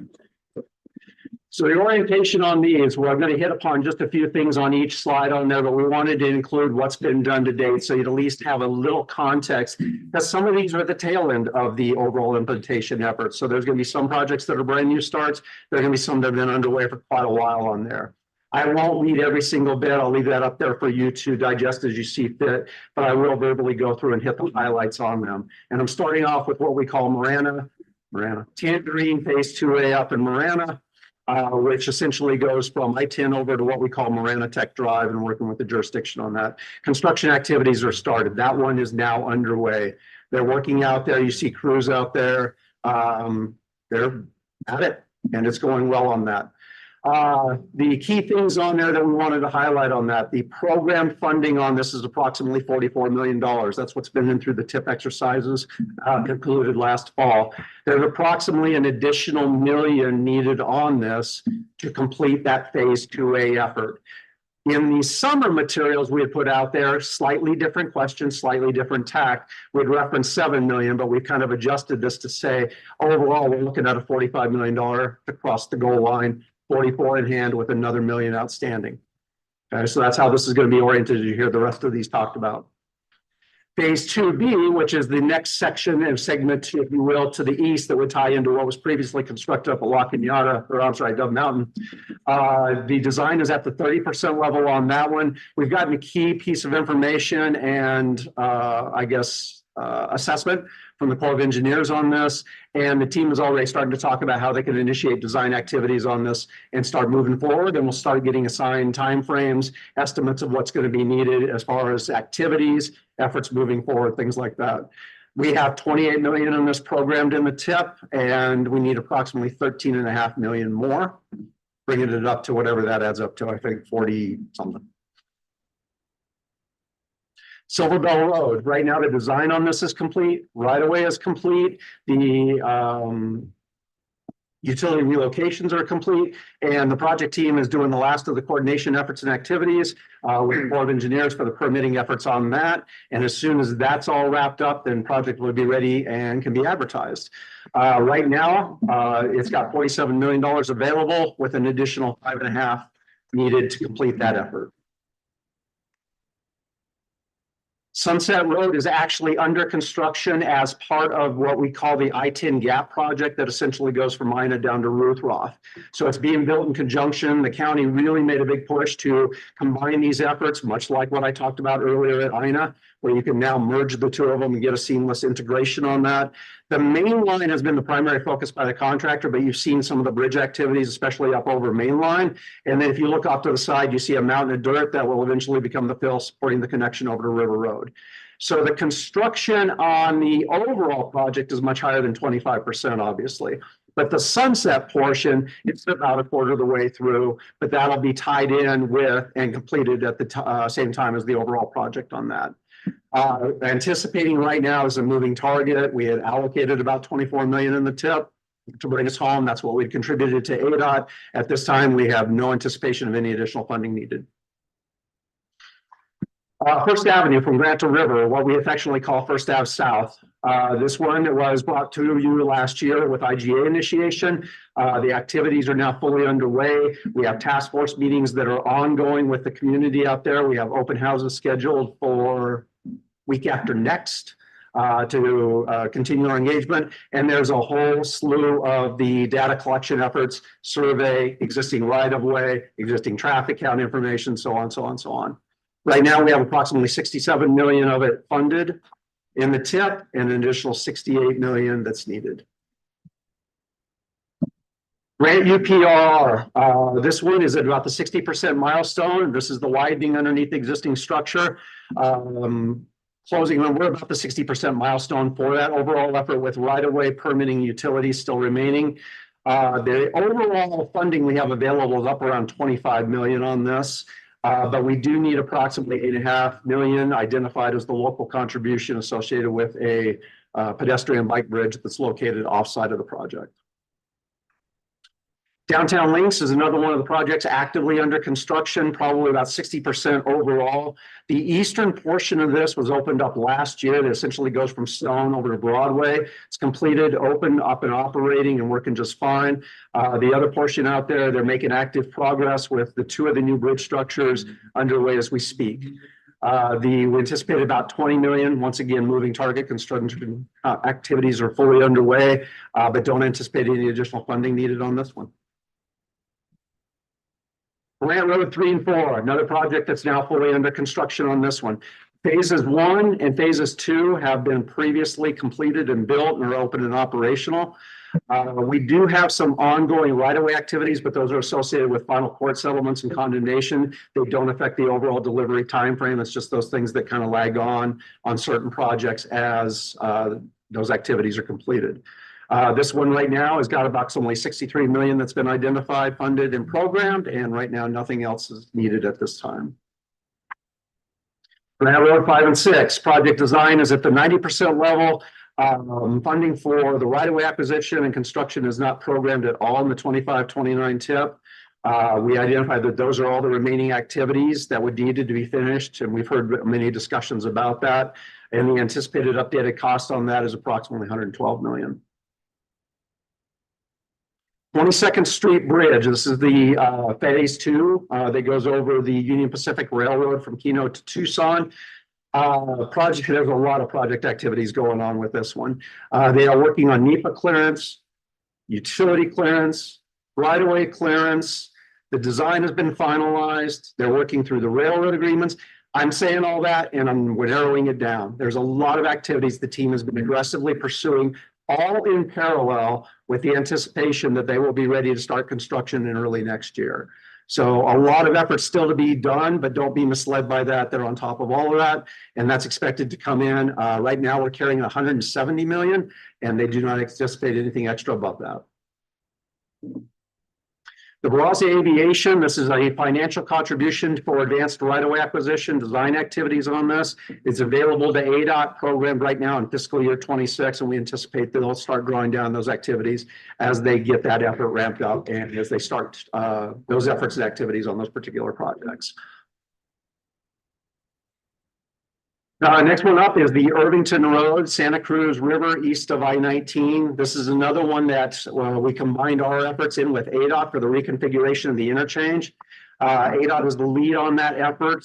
They've got the design. They're coming up on the 60% milestone. When we put this together, they just passed the 30%, but they're making great progress on this. So I wanted to at least let you know that's been updated on that. Design, right-of-way activities, permitting, utilities, all going to be underway with the anticipation that they'll have this ready to advertise by next summer, is the latest I've heard, and go to construction shortly after that. This is a contribution to the project that addresses the key intersection, bike and pedestrian, and some vertical curve issues out there. So it's all being folded into the interchange reconstruction. So we get another one of those merge efforts that get us combined efficiencies. Valencia, from I-19 to Albion, you heard me refer to this. You just approved the IGA. That'll be going forward to me on council, I believe, in the month of October.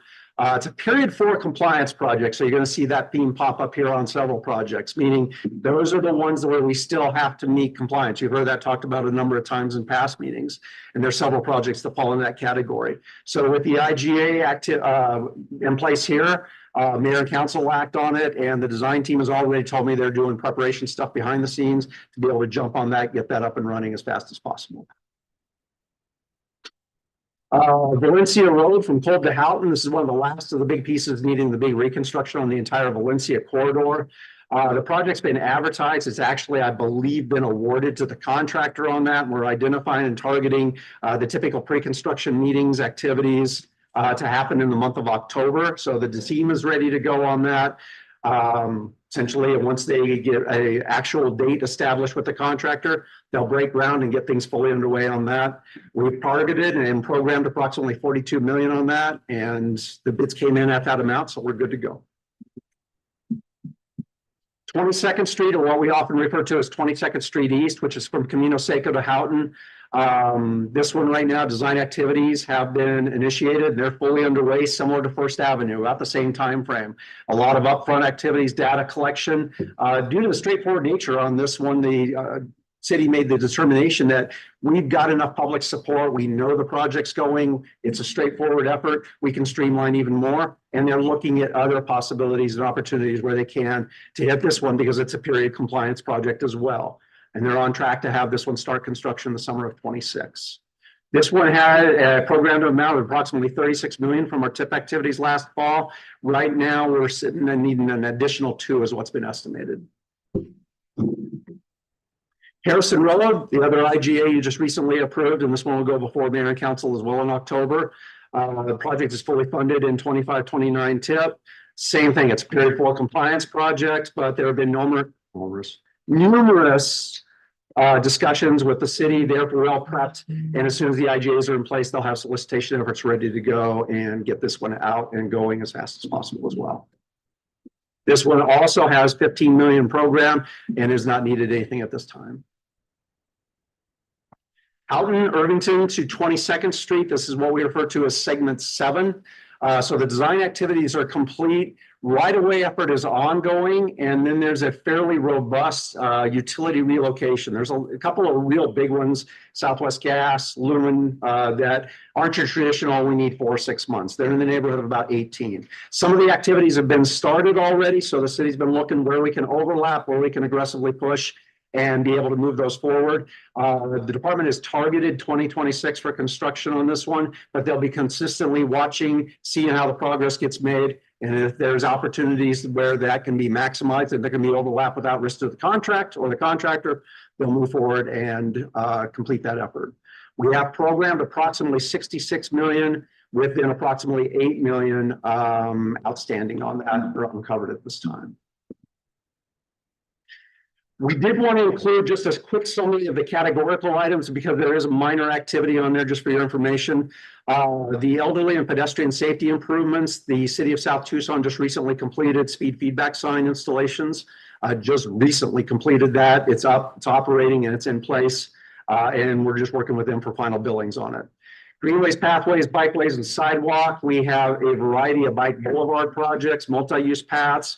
There have been a number of IGAs we brought forward to you over the last couple of years on this. And we have a variety of projects in various states of under construction to just starting design, but we expect a fairly significant rollout through fiscal year 25 as they get those things moved forward.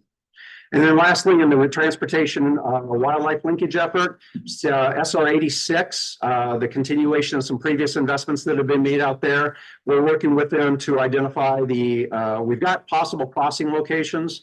We're working with now the various communities out there to solicit feedback input before the council makes a final determination on that and then gives us the ability to proceed forward with that. So all of those have funding and activity, but everything's matching up with the IGAs that have been previously approved by this body. So the key takeaways that I wanted to leave you, I told you I'd bring it all back and summarize it for you.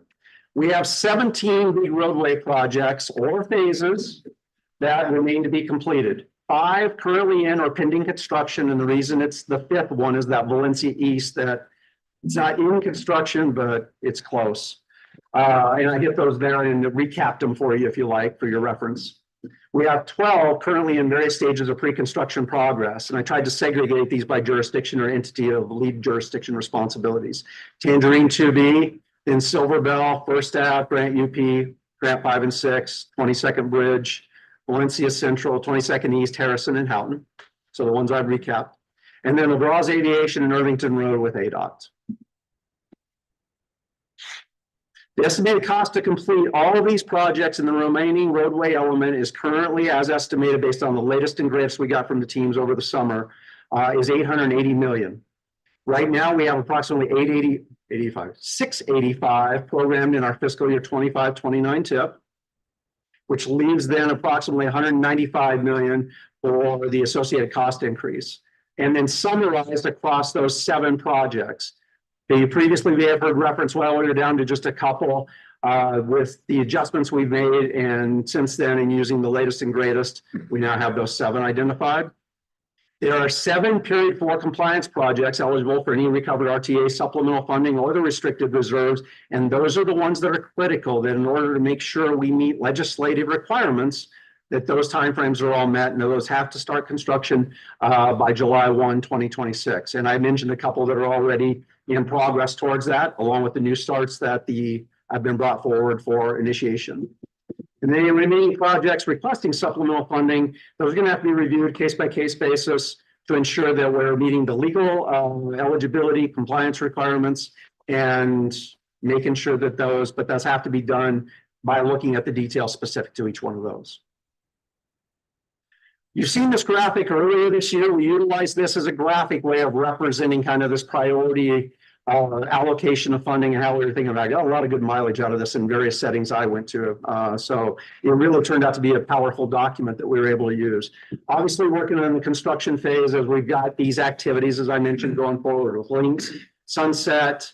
Now we added Grant Road 3-4. And Tangerine 2A. So those have moved from pending already up in the active timeframes. And then with 22nd Bridge and Silver Bell still pending.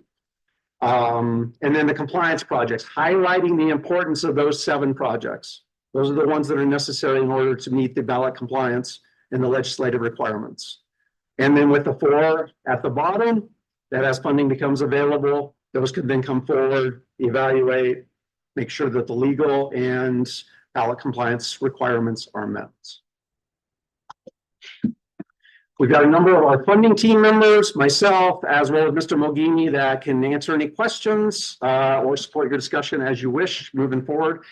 That's all I got to share, Mr. Chair. Thank you, Rick. That was very thorough and I appreciate the layout. I want to just clarify a couple of things on the ones that you talked about. You always reference the funding, how much funding was available in the TIP. Correct. Now, does that funding in the TIP align with the funding based on the 2006 ballot? Is that what's in there, or how's that number determined that went into the TIP? Mr. Chair, if I may. Yep. So as Rick discussed earlier, we went through updating all cost estimates through the TIP process. So what you have, I'm sorry, What you have currently is based on the TIP process and updated cost estimates. But then in addition to that is the new numbers that Rick is sharing with you, that since the TIP was adopted, we're still anticipating some additional cost And the increases. date that that tip was adopted was Last May. last May. So since May, so the additional cost increases. So all the money in the tip is available. Yes, programmed, yes.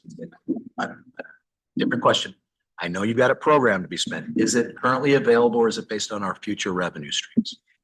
It's a 5-year plan. It's based on future revenue, but they're good estimates. Okay. And so far we're meeting since last May, Yes. the revenues appear on Yes. track. Yes. Okay.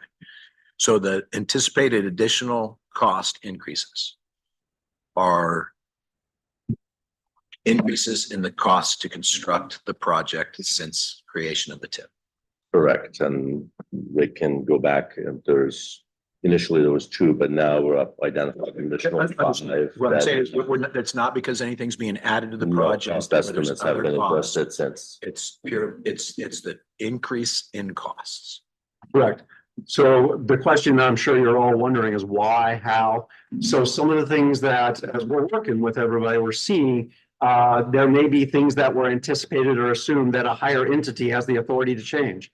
Tangerine with the railroad. We assumed we were going to make rate modifications. The railroad said, hold that. We want something different. Carrying an estimate, that's no longer valid. We've run into this on other projects. I'm sure everybody's got their war stories. Okay, now we got to plug in the new number.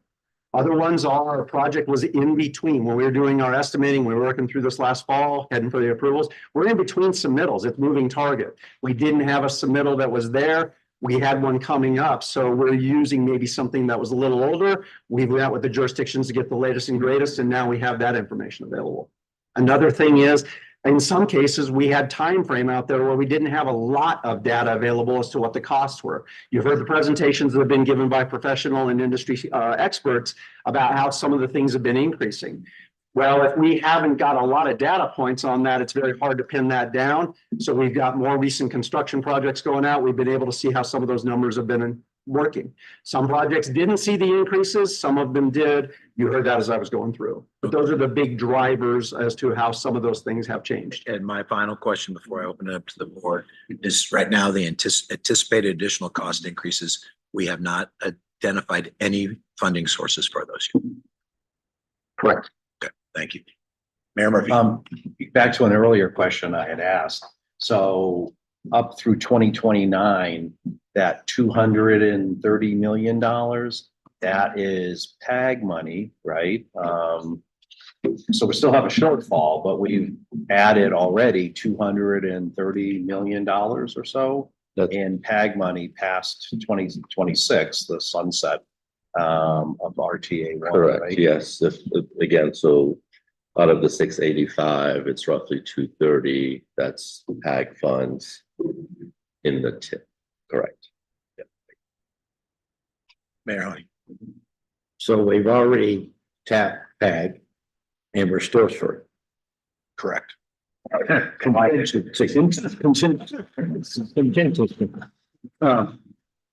Excuse me, did I say something?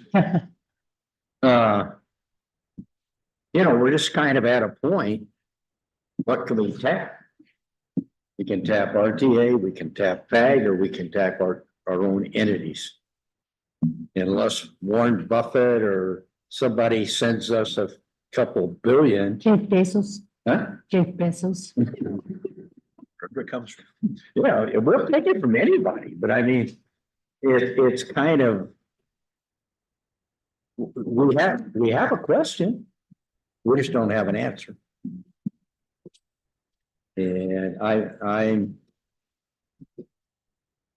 concerned that with, contingency. Did I mention, we're looking at that in RTA next, just to kind of tie it in. We're looking at PAG money already tied in this project, and it's not enough.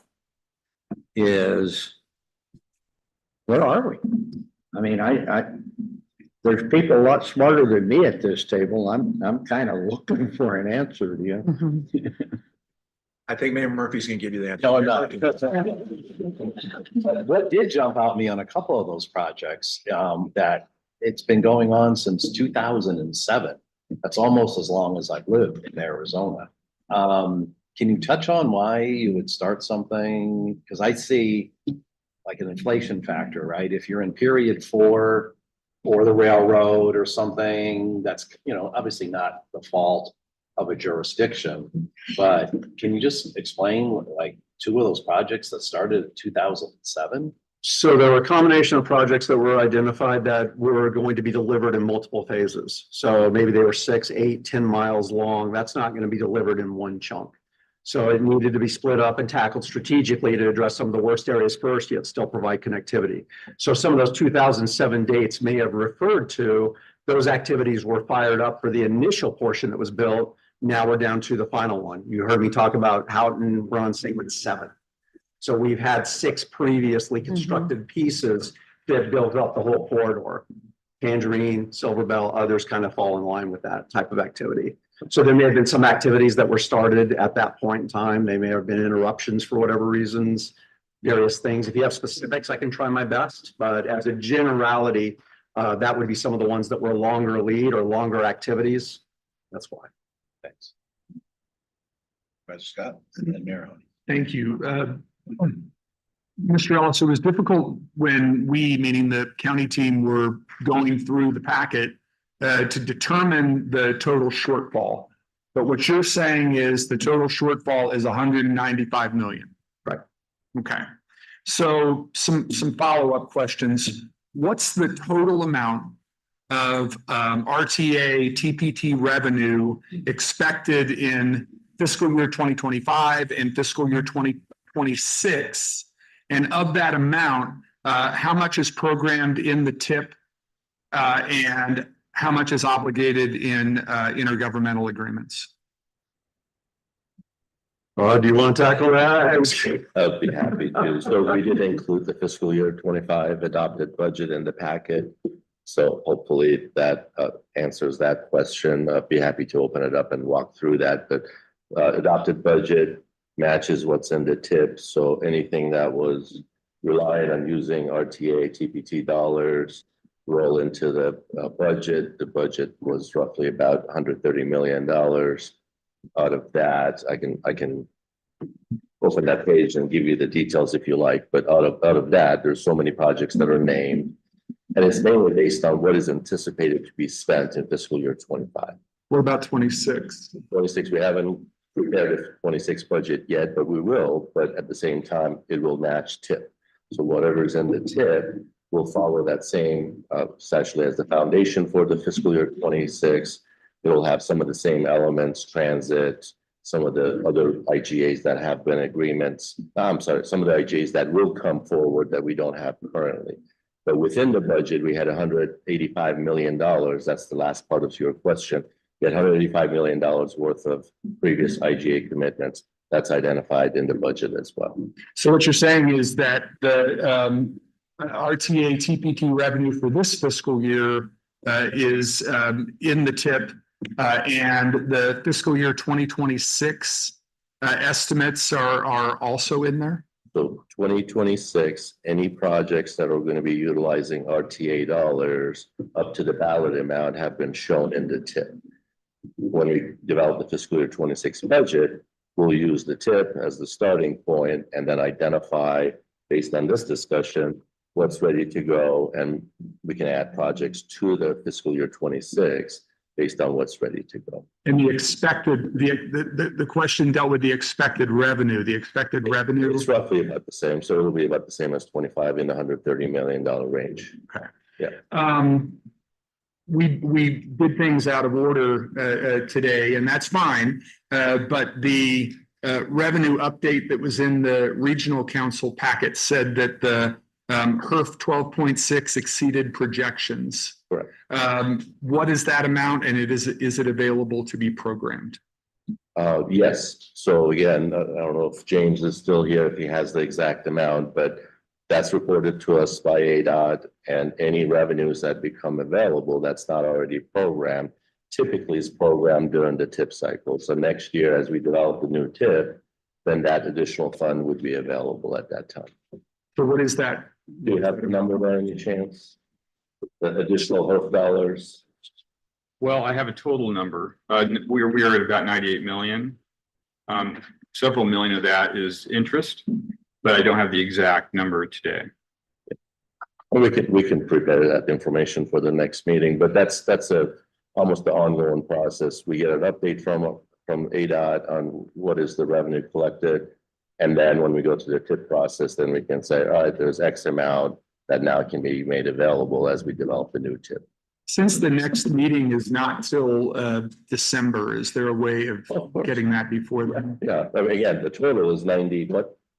About 98.5 million. Yeah, but most of that is committed, so we just have to differentiate how much of it is not committed. So you mentioned earlier,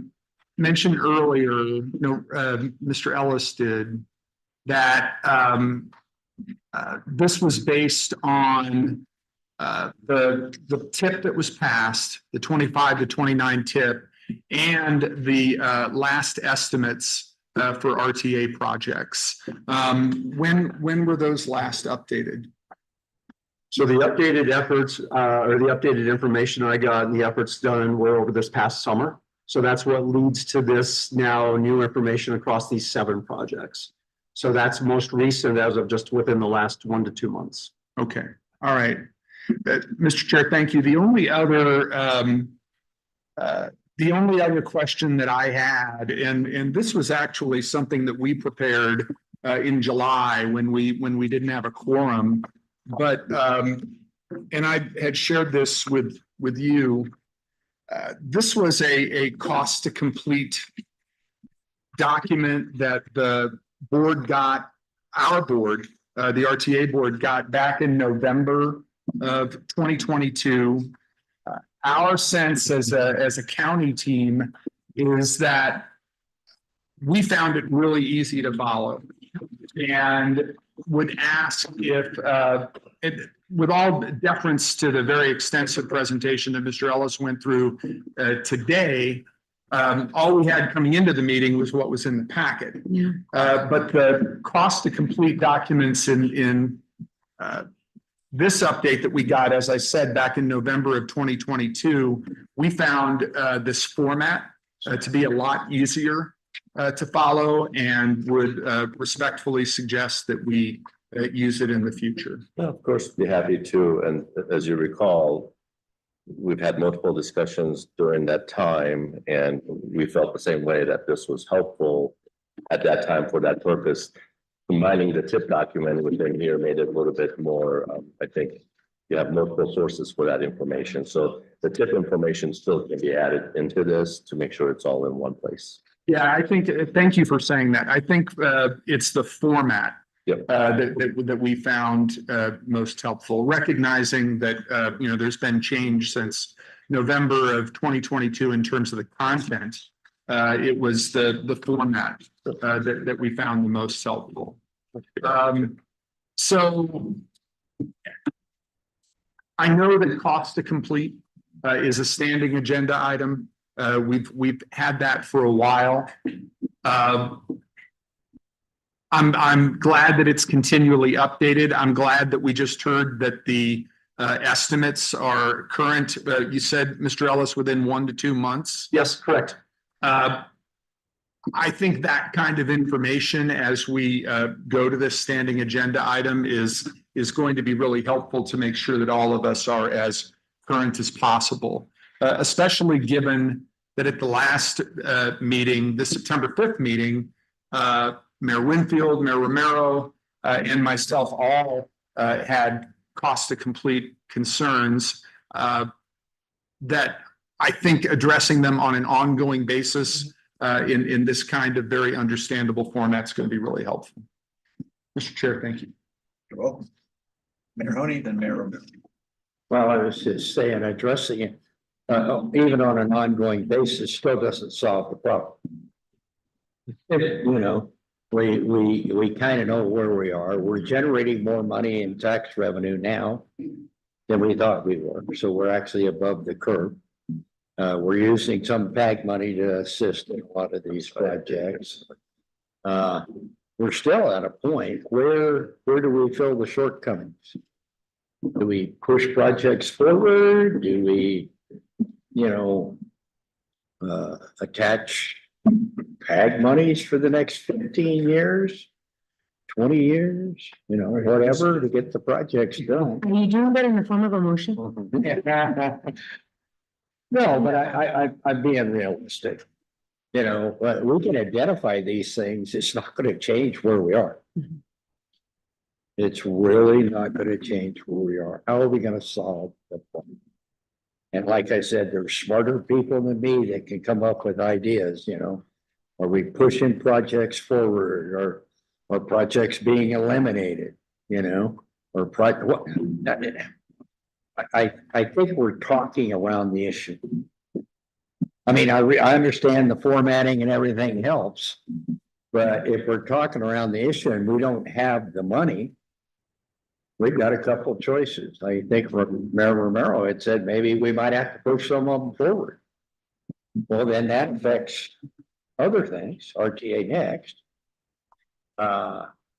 We've already used the PAG revenue 5 times. I think we're using 200,000 a year or 200 million a year, and we only get 40. I'm being sarcastic, but I'm trying to make a point. Instead of talking about what the problem is, and yes, we know more about it, we need to talk about the solution. And like I said, somebody smarter than me can come up with the solution. I may support it, but what is the solution? Thank you, Mr. Chairman. Thank you, Mayor Honey. Mayor Romero and then Mayor Winfield.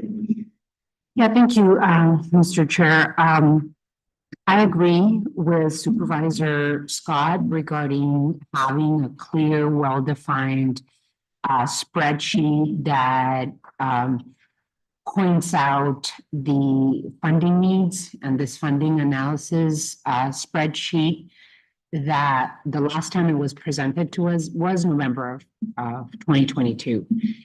And it's really hard to make informed decisions if we do not see the complete picture, right? And being able to show not only the board, but the community, the complete picture with a spreadsheet, it should be easy. How many projects do we have? How much are the needs? How much is coming in? And how much of what's coming in can cover the projects that still need to be covered? And I don't see that. This is the first time I see that $195 million anticipated cost increase. We had some sort of an idea of how much that number would be, but we've been asking for this analysis for, I could easily say, the last 2 to 3 years. And I know things change, and I'm happy. Thank you. I'm glad that you sat down. You gave us a lot of information, but we still don't have a clear picture of what the funds that are coming in, that are RTA designated funds, and how much of those we can use for the projects that still need to be finalized. So although the information we have in front is better, I think that these funding needs and resources spreadsheet that was shared with Supervisor Scott is much better. And you also need to tell us how much revenue we're expecting and how much of that revenue is already allocated to projects. How much revenue is left over? That way we will know that if there are any funds from the RTA that will be able to cover that $195 million. So I still don't know. I don't know if it was included here. I still don't know how much anticipated revenue is coming in 26 and beyond. Mr. Chair, if I may just again, the information in the tip identifies $685 million of revenue within the next 5 years.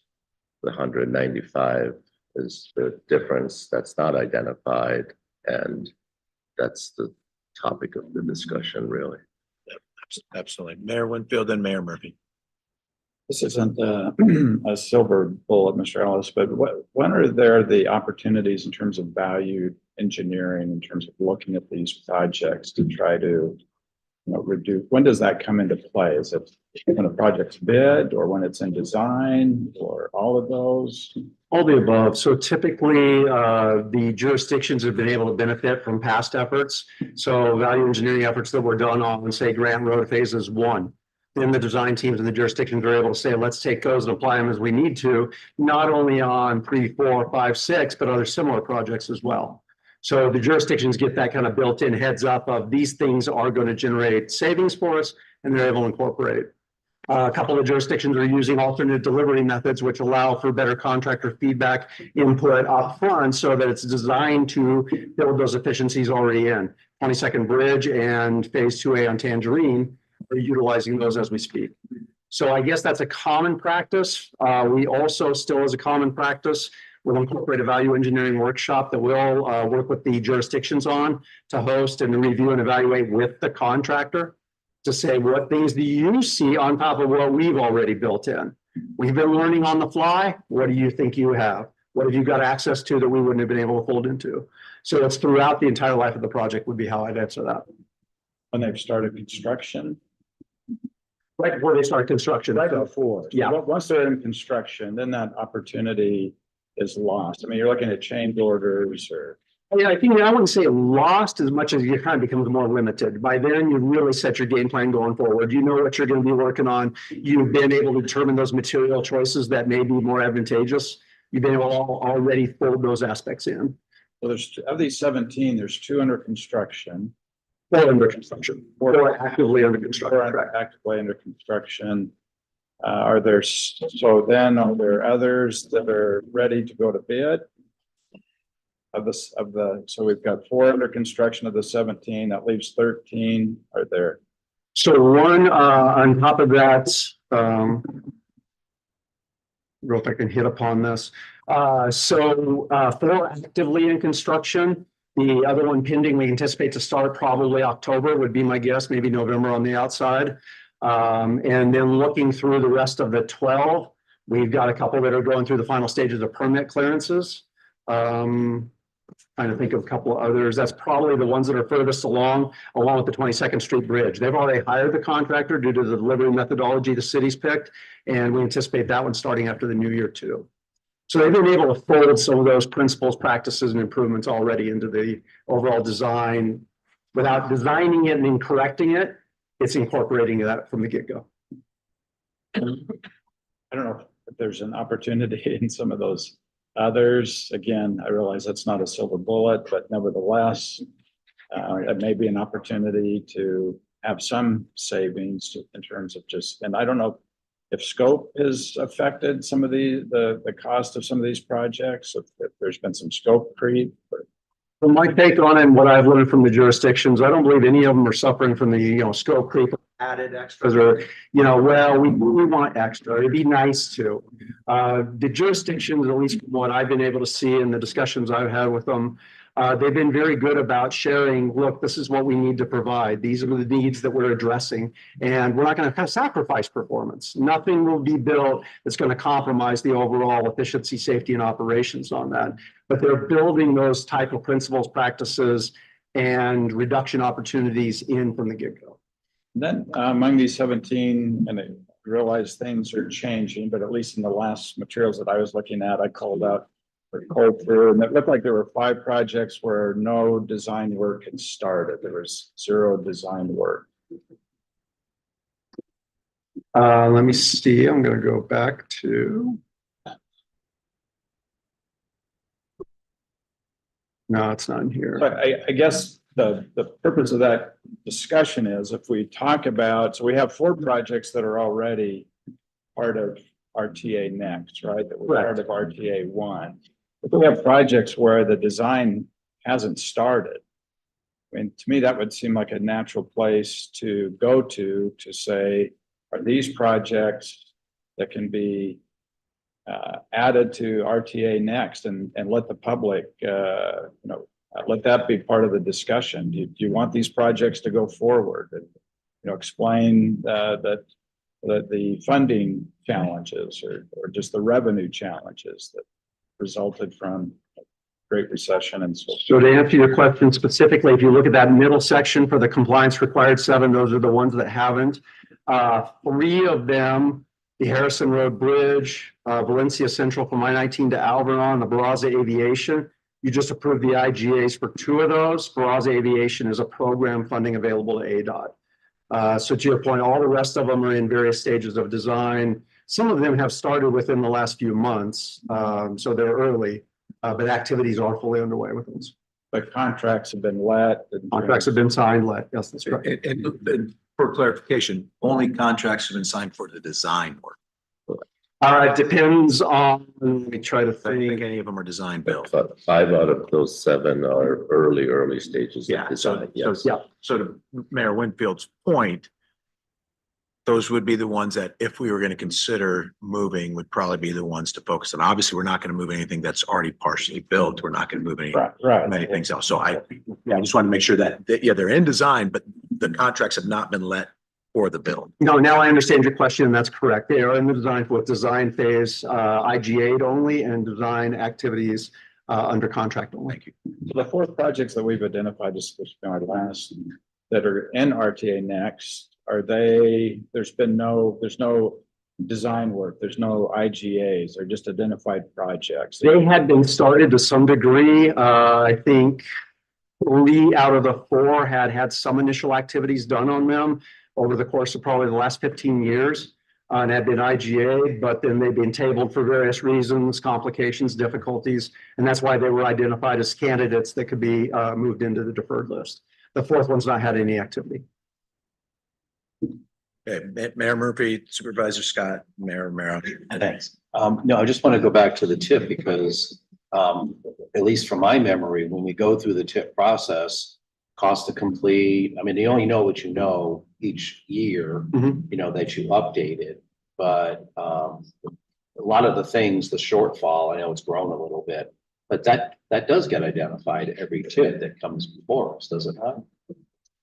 So was one of the audit requirements that we're complying with, and we were doing already naturally. So we update and work with the jurisdictions to say what's the latest and greatest. And our target time frame is summer before any tip activities would then begin, so that we're using the latest and greatest information as we go forward into the programming phases. That's been provided to us, correct? Yeah, if I understand the question correct, yes, that's what in 2022, this was the latest one. And then since then, all of that information went through the tip process, and then we developed the tip. So the tip ended up being the document that answered the portion of the question minus the 150. Right, minus the 150, which is and then it really, to Mr. Winfield's point, if you're trying to value engineering, I know you work with the jurisdiction, but basically, we're the bank, right? We're the funding source. So if there's any value engineering possibilities, that really falls on us as the municipalities to look at it or not, correct? RTA staff doesn't have a lot of input, do they? Or do you go into those pre-construction, meetings and try collaboratively to come to a cheaper solution? I think collaboratively, I think the jurisdictions have been very open and forthcoming to letting, they were part of the meetings, we're part of the discussions, recognizing they're the delivery entity. We're not going to overstep and tell them how to do it or what they have to choose. But I think the relationship's been strong enough to where their suggestions, particularly past examples of, we had a lot of success with X. Or, this project that we get to see on a regular basis, maybe on a more global level, hey, this one utilized Y. That may be an opportunity. Can you look into that? Feel free, give them a ring, talk to them and see if that's going to carry over applicability to it. So we try to make sure that we're offering that aspect of it in a contributory, helpful offering way without you have to do. Right, because you are the global sort of umbrella, right? You're working with all of our municipalities on various projects and might have seen something earlier. That's the value we try to bring, is whatever we've heard and we'll ferret it out, meaning know that what you heard was unique to that particular project in that circumstance. It wouldn't have applicability. So good to know, but yes, we saw that's working there. But we don't think it'll carry over. We try to bring that perspective on there. Oftentimes, a lot of the consultant teams have worked on multiple projects for multiple jurisdictions, so they have that similar exposure. So that collaboration, I think, was a good description for it. At least that's been my feeling on it. I think the jurisdictions have been very, very good about welcoming that in the appropriate context. Thanks. Thank you. Supervisor Scott, Mayor Romero. So a request and then a follow-up question. The request is that with a presentation like this one, can we get it as part of the packet? Because as I said in my opening remarks, we were not able to determine the total amount of the shortfall based on the packet materials. But this presentation clearly lays out what the shortfall is. So something like this, so that I have the opportunity to go over the content with the county team before the meeting, it would be helpful to have this kind of presentation in the packet. Sure. Second, the follow-up question is, do we know how much of unprogrammed RTA revenue and unprogrammed regional funds might help, to go to Mayor Honey's question about potential solutions? How much unprogrammed RTA revenue, how much unprogrammed regional funds might help to address this shortfall? So on the HERF side, our latest estimate was roughly about 6 million. That's a contingency on program. Is that the right number, 6 million? So on the HERF side. On the RTA side, we have about $32 million reserved on program in the budget. So that's a total of 38. Roughly. Okay. All right. Thank you. In one fiscal year? Fiscal year, yes, fiscal year. Okay. Thank you, Mr. Chair. I have a lot of questions, but let's start with in terms of your RTA project statutory delivery priorities. We have most of the projects, the city of Tucson are in here. And some of the projects we've started, for example, Grant Road 5 and 6, 90% design is ready, and we've been put on hold by the RTA executive director because according to this delivery priorities chart that we were presented, I don't think this board voted on this chart. We were presented these priorities. Funds must be available to start above projects before moving into supplemental funds to finish projects. But then above that, in the construction phase project status, wait, hold on. In the construction phase piece, it says jurisdictional requests for supplemental funds for projects in construction or construction-ready projects take priority. And so we have been asking, we're ready to go. We need to move forward with Grant Road 5-6, and we're being told no. Very similar with Grant Road UPR. That's the UP Railroad. The project has been held up by the RTA because they don't agree with a pedestrian bridge that we have. They say it's ineligible in scope, but our design project saves the RTA about $20 million. Yet we have been put on hold because the RTA doesn't think that the design element regarding pedestrian bridges is part of what was the original RTA project. Yet the RTA has known about this design element for the last 4 years. And so it seems to the city of Tucson that our projects are being put on hold, and yet we are being told that there are certain projects that need to move forward when certain RTA projects are ready to go and we're ready to start construction. So like you said, Supervisor Scott, we need to see clearly what the first and foremost, the interpretations of ARS rules are. I actually believe that we need a second opinion in terms of what needs to go first before certain projects start with construction.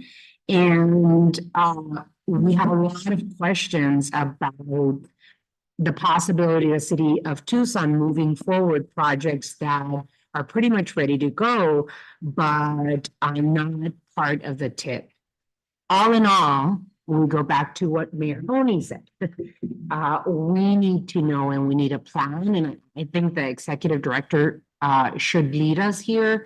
We need a plan in terms of how we are going to fill the budget gap. And the budget gap I've seen today, that is $195 million. How much money do we have in terms of RTA funds? We heard 38 million for this coming year. How are we going to plug in those funds to continue the projects that are ready for construction? Because they're ready for construction. And it would be a lie to tell the voters that we must comply with starting projects before July 1st, 2026, if those projects are really not ready to be constructed. So might as well spend RTA funds on those projects that are ready to. That is my perspective. I really like, Mr. Mogini, for you to give us some ideas in terms of how we fill this budget. Be happy to, Mr. Chair, Mayor Romero. Again, this diagram was a tool to make that decision hopefully a little bit easier as we have projects that are ready to come to you. So today you had multiple IGAs that came to you to meet exactly that priority, Harrison Bridge, and I believe the second one. Valencia Central. Valencia. So we're marching towards that. And then as part of those 7 projects, again, Rick touched on it, some of those now potentially need more money, but they're fully programmed in the TIP based on the information we had back in May. So those 7 projects were fully programmed, ready to go. They may need a little bit more now, and that's where this extra reserve comes in. If you want to tap into that reserve to get those 7 projects moving forward, then we have that capacity. The additional 4 projects on the bottom, we believe that all of them, with the exception of 2, have been fully programmed in the TIP, unless new numbers, and I believe it was 7 million on Tangerine, 8 million on Houghton. So that's another $15 million that may be needed for those 2 projects. And that's at the end of the day, that's the decision of the board. But those 7 projects, in our opinion, those have to be fully funded, ready for construction by July 1 to meet compliance. The other 4 in the bottom, we do not have that compliance requirement. That's why the board needs to, on a case-by-case decision, make a decision. Where do you want to spend any additional potential funds that we may have? But that doesn't change the total yet. The total is still 190 that we need to identify where it comes from. That's the challenge we're having. It's a revenue challenge and costs going up on annual basis. Well, in this case, it's probably even within the last 6 months, the costs have gone up. So at some point, we need to make a decision. Do we have enough revenue? And if we don't have enough revenue, the next decision is which projects do you want to move to RTA next, for example? So those are the conversations we need to have. Mayor Honey. Okay, I had been lobbying on behalf of the city of Tucson on Grant Road 5 and 6. And now I'm going to charge you guys an arbitrator's fee as well I'm not saying who's right, but I'm saying get the project done. Withdraw your request for the pedestrian walkway, which is not on site. Submit your request, which is ready for the roadway improvement. Get the approval, do the roadway improvement, and we'll fight over the pedestrian bridge later, but at least it gets your intersection done. And I mean, I'm not going to charge you a fee or anything, but that's kind of what I'm looking at. I don't know, I'm trying to get projects done. Yeah. I've been doing this a long time. If the fight's over the pedestrian bridge, apply strictly for the intersection, get the funding and do the project. We can fight over the pedestrian bridge for the next 5 years, but it gets the roadway project done. I'm just trying to get the city something that they want to get done, and maybe we don't fall through the cracks, because I was lobbying on behalf of that project. The other thing is Rahina and Ed sat in the corner and talked. Mayors and mayors, we kind of talk up here, but you know, we've got to identify something, a solution to the issue. And what Rahina and I were talking about is, do we try to push 3 or 4 projects forward and get the funding for all the rest of the projects? And even with the walking bridge, I'm just thinking out loud, is if that's the holdup, you could still get the intersection done, even if that's the holdup, and then we can fight over that, but as a different issue or something. I'm just trying to figure out a way.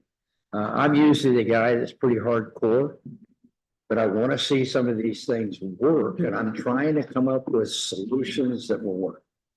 And we're talking around in circles. I think Mayor Romero got more to the point. We got to identify the solution. And we can talk all day, and we're not going to accomplish anything if we don't come up with, are there 4 projects that could be pushed forward? And Mayor Honey, I'm 100% agreeing. We got to identify it. I want to point out a couple of things that, and this probably should be our last close, and so we can get into the PAG. First time I've ever read in writing about 2 projects, First Avenue and final phase of Grant Road, are not fully funded for construction due to the financial constraints, and it's anticipated another 146 million is needed. That's significant. So if we know 146 and 195 that we're short is on those 2 projects. In order to get to some of these solutions, because I think we've already talked about some of the things we're talking about maybe moving some more of these forward. But I've got a problem with this laid out because of this reason. I understand compliance required for these 7 projects by law must start construction. Well, obviously not if we move. If we move them, we're not. My concern is, what's the ramifications of any of those 7 that we have to, and we're holding funding in the tip, we're holding funding everywhere else to get those started, where we know we might have a couple projects down below 5 and 6, for an example, that we can move forward. I still don't have a clear understanding of all the rules, the 10% above, the expectations, and what by law happens if we don't start one of those by July 1st. I don't think they're going to come arrest you and put you in jail. Just checking, but I don't think that's the answer. So Mr. Chair, I think the best way to describe that is within the statute, there's a requirement to perform, and that requirement, we have oversight by the legislators and the audit team and the audit committee. So there's every 5 years, we're audited, we have recommendations from the audit, and then they come back with their report. Most recently, they issued their report, and it's in your packet, that with the remaining 2 years of the RTA plan, we recommend to implement these projects, and we identify that $149 million is not funded through the RTA. So that's the recommendation. And then obviously they report that to the legislators, and ultimately this body is a subdivision of this state, and the legislators potentially have additional questions for us, and we report to the audit committee, and hopefully at some point when we're called to go and testify and report to them, we can demonstrate that we've been able to solve these problems as much as possible. And we have. In the past, we've presented to them and we said we use PAG dollars to do X, Y, and Z. So ultimately, that's what they're looking for, and the audit is looking for performance towards the plan. So those are not legal issues. Those are we doing what we said we're gonna do? But then within the provisions of the law and the statutes, there's certain things that we have authority to do, and there's certain things we don't have authority to do. And that's where those provisions come in. If the law is clear that we don't have authority to do X, Y, and Z, then obviously our recommendation to you is to comply with what's the law.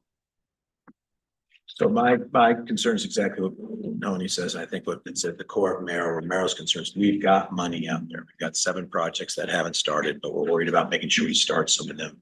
We've got projects that are ready to go, and a great suggestion on UP Grant Road. Let's push it. Let's isolate the argument. You know, so I think we really need to understand what it is that are our options available for solutions. And I think this great brief, Rick, it made it very clear to me how much money we're short. I still think the Excel spreadsheet shows it in the best manner, but I think we also need to know what are the problems on just taking all the money we know we've got coming to the tip. If we remove 3 projects, can we reassign that money to some of these projects that we can't done? Or there are other legal barriers we're gonna find then? Because if we start making those kind of moves and then we find out, well, we still can't spend money there because we're up against the 10% rule or the interpretation of the 10%. I mean, we need to know that because we just need to know because these are gonna be hard decisions. So a long RTA meeting today, Rick, it was a great presentation. This, as I've heard from many of you, is the most important thing that we've got going forward because it's going to impact RTA next. So I think it's time that we can ask questions. If our next meeting is not until December, which is what I heard today, I think there's various for all this. The executive director and his team get the questions we've got that we don't understand still. I found all your numbers short form, but they were embedded in these forms that look nothing like yours and look nothing like the Excel spreadsheet. So I think simplification for the data is best for us. Mayor Hunt. Mr. Chairman, I think it's important enough. I'm going to my daughter's on Thanksgiving for a week, so I'm not coming to a meeting at that time.